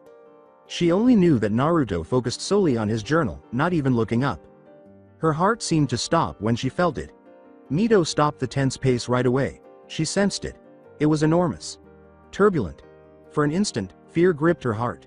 It was far away. It was the nine-tailed fox's unique chakra. A hateful creature. Naruto looked in the direction of the chakra buildup even though he was not a sensor. She needed to focus on the precise location, the general area. They were in the northeast, and it was far away, down at the southern borders of the country. Goosebumps ran up her arms as the beast's strength sent a chill down her spine. This would have been felt by everyone in the nation, or maybe even in the land of fire. Whether or not they were sensory shinobi was irrelevant. Action leapt to her feet, and she soon arrived at Naruto, who had a perplexed expression on his face. She questioned, "You trust me, right?" He replied, "Yeah. I've been following you around, haven't I?" She took his hand and said, "You make too much sense. Let's go save you." She focused on a seal's direction, toward the nine tails' hiding place. "Yeah, I want to remember you again." She lost focus. "I need to focus, please don't say anything more." Mito shut her eyes and refocused. One of the seals she had planted on a tree was there. It was still quite challenging to accomplish this. She was falling on her side as the gravity changed. She reached out to cushion the slight drop. Naruto moaned as he fell onto his side. "Sorry," she said.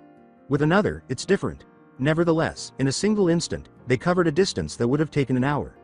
"We'll have to continue to do this until we reach the nine tails." All right. Even finding the seals was a challenge. She would pause and take a piece of him. Focus on the following seal, then teleport there. Rinse and repeat. Sometimes they would land upright and on their feet when the technique was executed cleanly. The first attempt would be the same as all others. Sweat accumulated on her forehead, and she could feel her trembling limbs. It was harder on her body than she had anticipated. It was confusing after several jumps in a row. She must have been wasting a lot of chakra because she wasn't very skilled at the technique. One could still feel the Ninetail's power. She needed to arrive as soon as possible, before anybody else gets there. There was no longer any civilization, and the moon and any far-off towns or villages were the only sources of light. In the horizon, their incandescent light was giving off a cozy glow. And there were the many lighthouses. Because of the darkness, she could hardly make out Naruto's distinctive features. She teleported them from seal to seal, and the only thing visible was consuming darkness. All she could think about was her deep, controlled breathing as she focused on using the technique. They came, or at least as near as they could. She seemed to be sitting too close to the furnace. Howling winds and crashing waves. She shivered as she tasted the salt in the air. The earth seemed to be reacting violently to the Ninetail's power. There was so much noise, but she could hardly see anything. All that was visible was the moon's glint as it bounced off the ocean. Mito squatted, catching her breath with her hands on her thighs.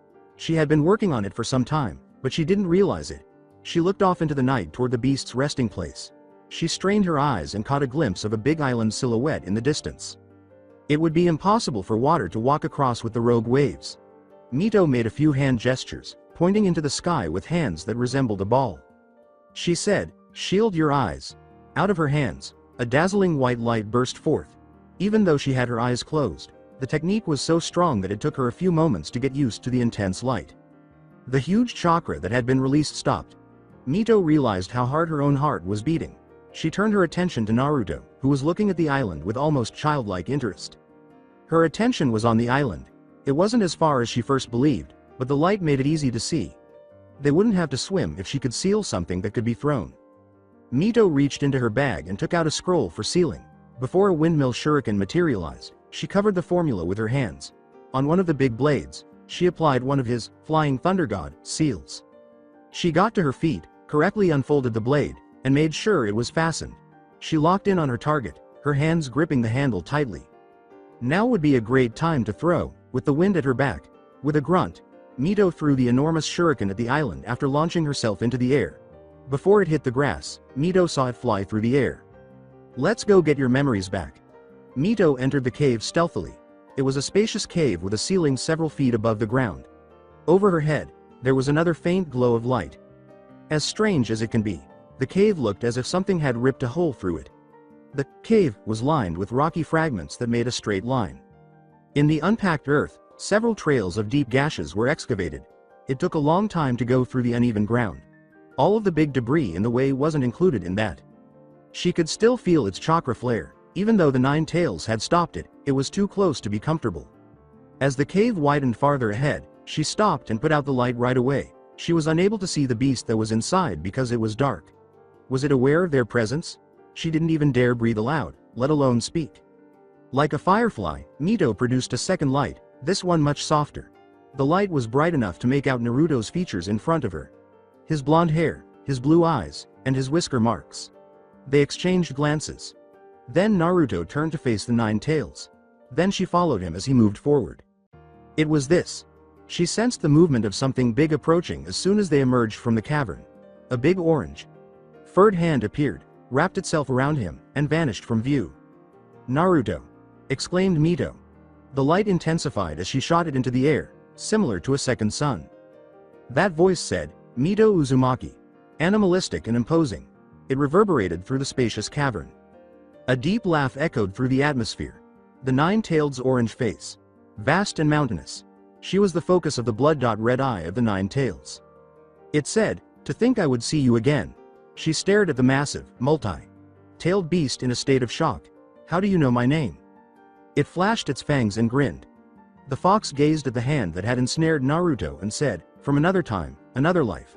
Ah, relax. You always were rigid. She didn't. And why was this beast speaking as if they knew each other? You might as well see for yourself. It stated. Naruto's holding hand dropped back down, and then a figure released its grip. After landing, Naruto stood up. Instead of glancing at her, he focused on his hands as he repeatedly clenched them into a fist before turning them around. Naruto? She asked in a daze. As he looked up, the fox lowered itself, resting its head on its hand and placing its muzzle directly behind him, as if it was attempting to settle in. Naruto didn't care that it was moving, and he didn't even bother to look back. Naruto scowled at her while crossing his arms. He then walked backwards at the fox while scratching his head. Mito watched him lean against the enormous orange fox and sit next to its paw. Her mind was racing with so many ideas now. What the hell is going on? He had changed into a different person almost in front of her eyes. The reckless aura he carried was gone. He had changed appearance. Naruto just grinned. Hey. The nine-tailed fox, who appeared uninterested and gave her a sidelong glance, caught Mito's attention. Are you okay, Naruto? He ran his hand through his golden hair and said, yeah, that's my name all right. And yeah, I'm all fine now, Mito. He had a frown on his face, as though he was focused. Let me just think for a bit. He noticed that she remained vigilant. With a tailed beast lying idly in front of her, it was simple to understand why. Naruto tried to sound reassuring when he said, don't worry, he won't attack you in any way. And even if he did, I won't let him, isn't that right, Kurama?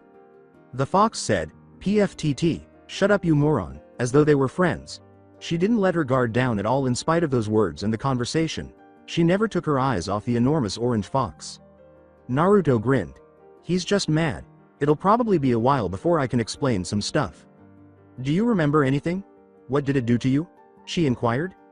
Kurama, the fox, sarcastically said, I'm hurt. Witnessing such a scene, the demon fox behaving as though, was truly amazing to see. As he played with his hands, he looked at them and said, yup, I remember everything. Everything we've done together, almost like I was there myself. There was no longer any uncertainty when he looked up.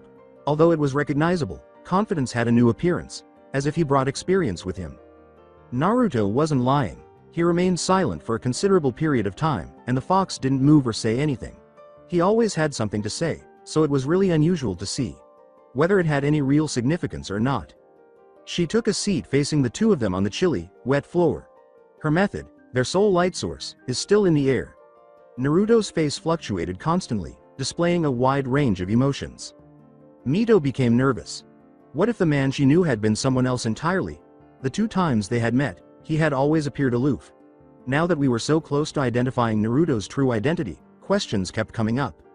Hesitant as hell, she concentrated on the sensation of chakra, her sense of it. One thing surprised her, but it wasn't her goal. She would never forget such a terrible feeling, and the fox's chakra wasn't as malevolent as she remembered. Furthermore, it no longer appeared to be attempting to conceal its chakra. Additionally, its chakra appeared to be carefully concealed around Naruto, seemingly connecting the two of them. I hope you will be able to explain what could have caused such a thing. She was no longer as preoccupied with that, and her curiosity was at its peak. Solely on Naruto's condition and well-being. She searched past the chakra that encircled Naruto, like a thin sheet of water, concentrating on the blonde. It was even brighter than she had recalled. It gave her a cozy, secure feeling. A person's chakra could feel different. His seemed to feel much more upbeat. She was fond of him. Simply put, it was incredibly bizarre. Why did she have to admit these feelings now when all she had to do was wait? The suspense hung on every second as the minutes went by. It was excruciating. The only sounds were the water dripping from the cave and the fox's deep, rumbling breathing. She was startled by Naruto's loud sigh, which broke the eerie silence of the cave they were in. There seemed to be one thing that remained, and he swore, "Man, all this is confusing." Mito had to concur. She didn't even have time to respond or offer any suggestions before his next sentence. The next thing he said was casual. Like, how do I even explain this? So I might as well say it, I'm a time traveler. Excuse me? I'm awaiting an explanation, but he appeared to be taking it all very seriously. That sounds absolutely absurd. Well, it's the truth. Believe me. She took a few moments to respond. To reassure herself that she hadn't dreamed it up, she said, "You mean, like from novels? Going back into the past and traveling to the future? That kind of time traveler?" "Yes, exactly like that time traveler. Back and forth. Going back was easy, but it turns out going forward is trickier than we thought," he responded. "Are you certain?" "Oh yes, definitely." It struck him as humorous. All of it was unreal. "Why hadn't you told me before?" "Well, other than having no time to explain, it was too weird to explain. Something like, 'Oh, by the way, I'm a time traveler, goodbye,' didn't seem like a great idea." She answered, "Oh." It was logical. All of this was just really strange. From where? When? He tapped his chin and said, He continued to express himself. "About 80 years in the future. It's also why Kurama knows you too. You were the first Jinchuriki, I'm the third." "Jinchuriki?"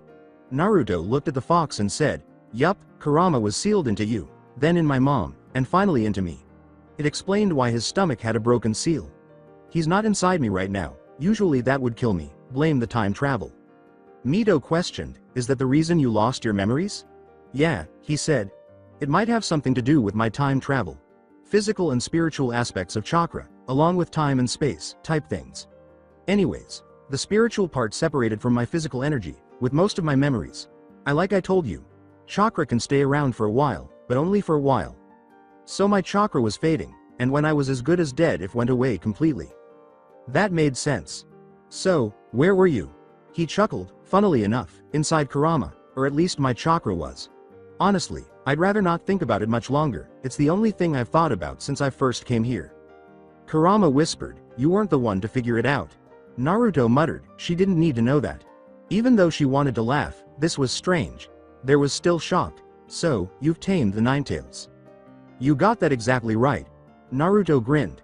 When the fox yelled, "Shut up you idiot," she looked surprised. A number of factors were involved, such as how the fox's response was similar to that of two friends and how it did nothing to harm Naruto.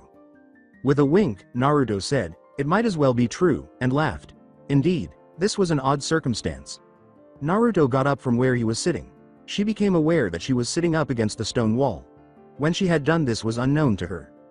As he got closer, her technique, which was the only source of light, made his face invisible. Naruto smiled reassuringly as he sat next to her. You don't mind, right? Their hips nearly touched, he was close. She liked it when she said, no I don't. Now, the fox was more against them. Even though they're Naruto's ally. Even so, this prediction was odd. Ah, I'm just kidding around with Kurama. He's my partner. He has been there every step of the way. He grinned. Admittedly not the best influence through the entire time. We've hated each other, but we're partners. I trust him, and he trusts me.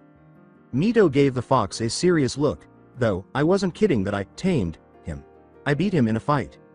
She glanced at the frown on the fox's face. It let out a small growl of annoyance. He's right. Then, as if embarrassed by its admission, it went away and closed its eyes. Mito eased up. What about the Hyuga woman? Naruto's voice became flat and his body rigid. His icy blue eyes said, that's someone who was very important to me. There's a reason why we came here, but we're no strangers to pain, aren't we? You're from the Warring Clans period. For a time, they were quiet. Naruto breathed deeply. I'm not really sure what else to talk about, other than. She had to concur. Over the past few weeks, the circumstances and stress had overshadowed any other questions. Other than what? She asked, her curiosity exploding as she gazed at him.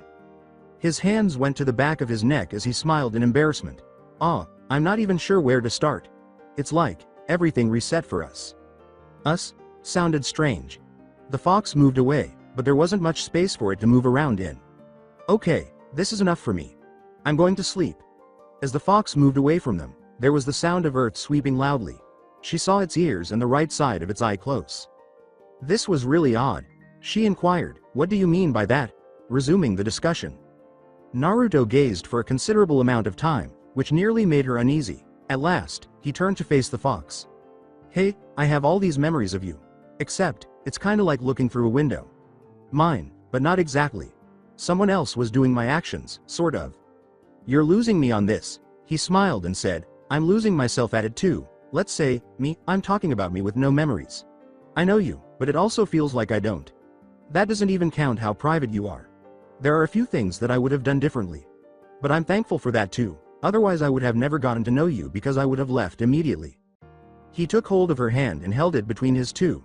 Her stomach churned, and she had trouble forming words. This was odd. I was just wondering if you wouldn't mind making more memories together? He smiled. Is that okay? Her lips curled into a gentle smile as she said, I would like that. Quiet. His eyes were a cerulean color.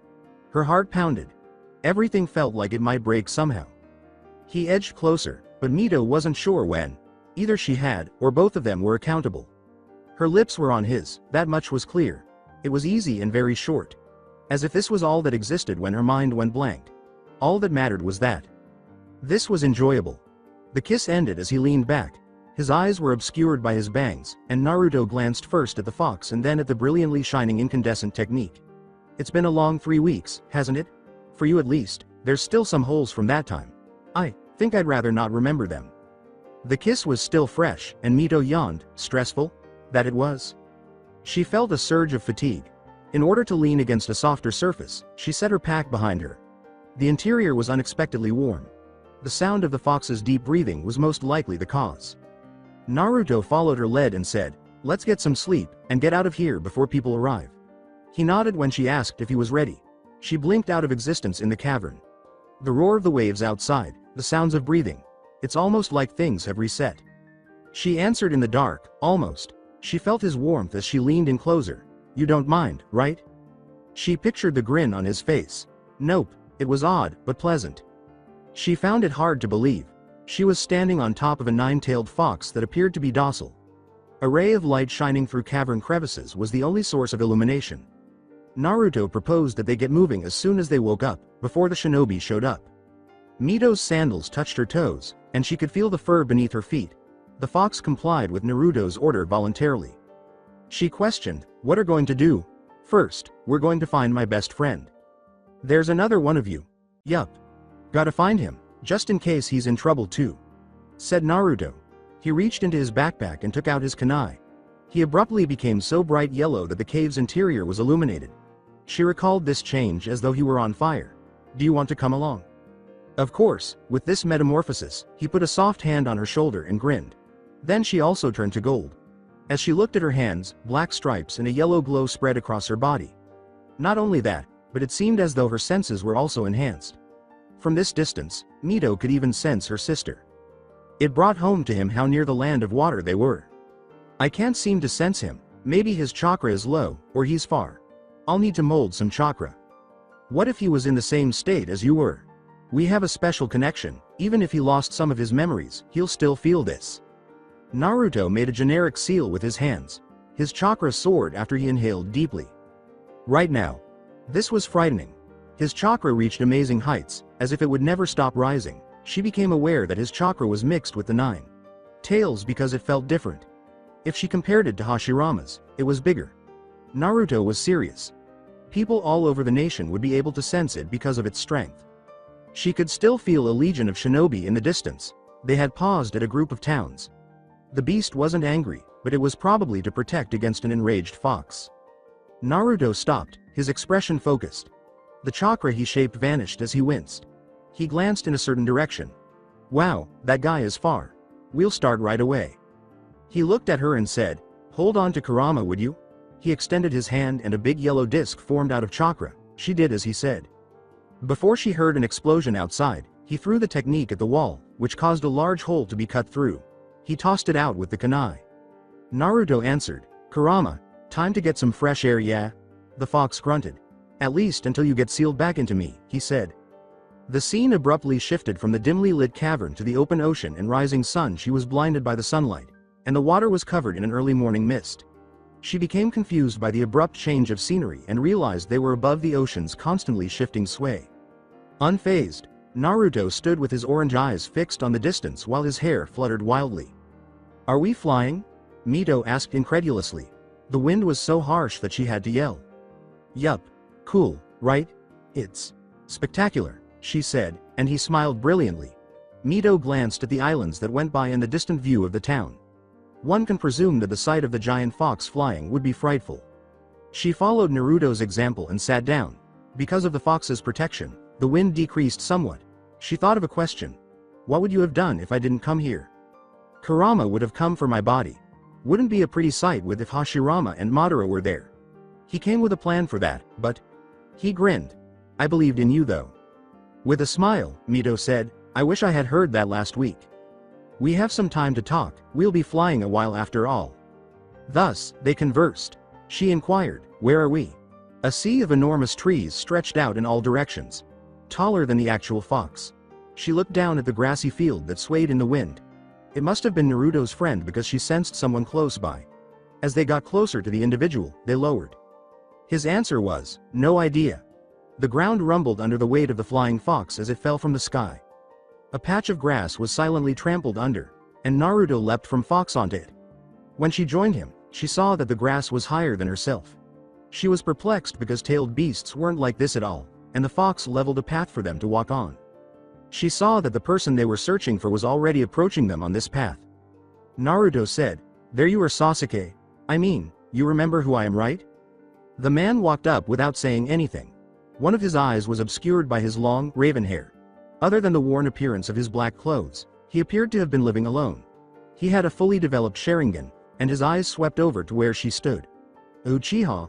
Naruto was the focus of his attention. "Why wouldn't I?" asked Sasuke.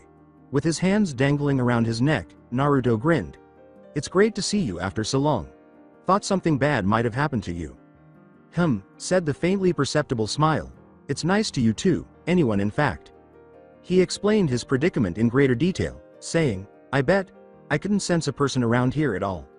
Anyways, as I was saying earlier, lost my memories for a long while, so I thought it happened to you too." "Did you? That explains why you didn't come sooner." Naruto answered, "Yup. What's wrong with you? You can fly too." Naruto followed Sasuke's gaze as it swept over her. "Oh right. This is Mito, she helped me get my memories back. This is Sasuke Uchiha, my best friend." "Mito Uzumaki? The wife of the first Hokage?" he murmured. "The first Hokage's wife? Yep, I see. Exactly the same," Naruto uttered hesitantly. After a moment of staring at Naruto, he sighed and said, "To answer your question, my chakra has been really non-existent.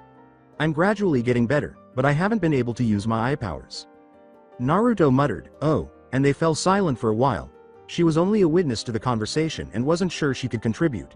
It's like our problems were opposite.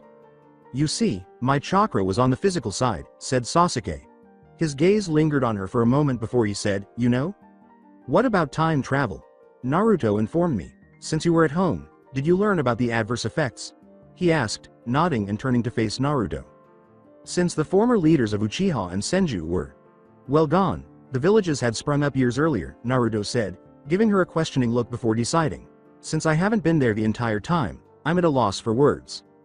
"Are you saying both of you were responsible for the deaths of Hashirama and Madara's fathers?" she asked, her eyes widening.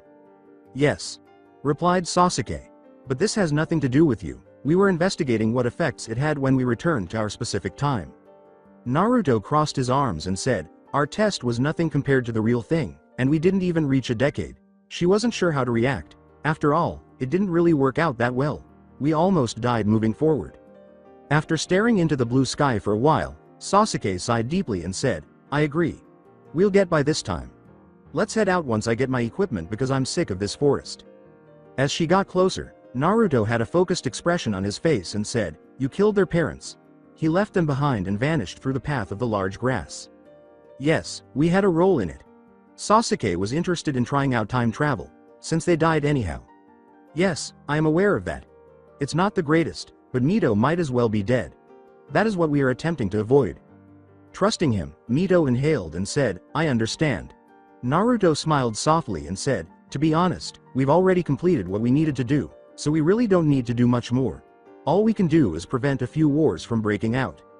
A moment later, Sasuke reappeared holding a scroll and said, "This fell from your bag here. It was a good way to kill time, but don't talk about it." After catching the scroll, Naruto's curious expression changed to a dejected grin. "Jiraiya's book? Enjoy it?" Sasuke threw himself on top of the fox, who had been listening in silence, and said, "It was good." Naruto immediately followed, and she joined them.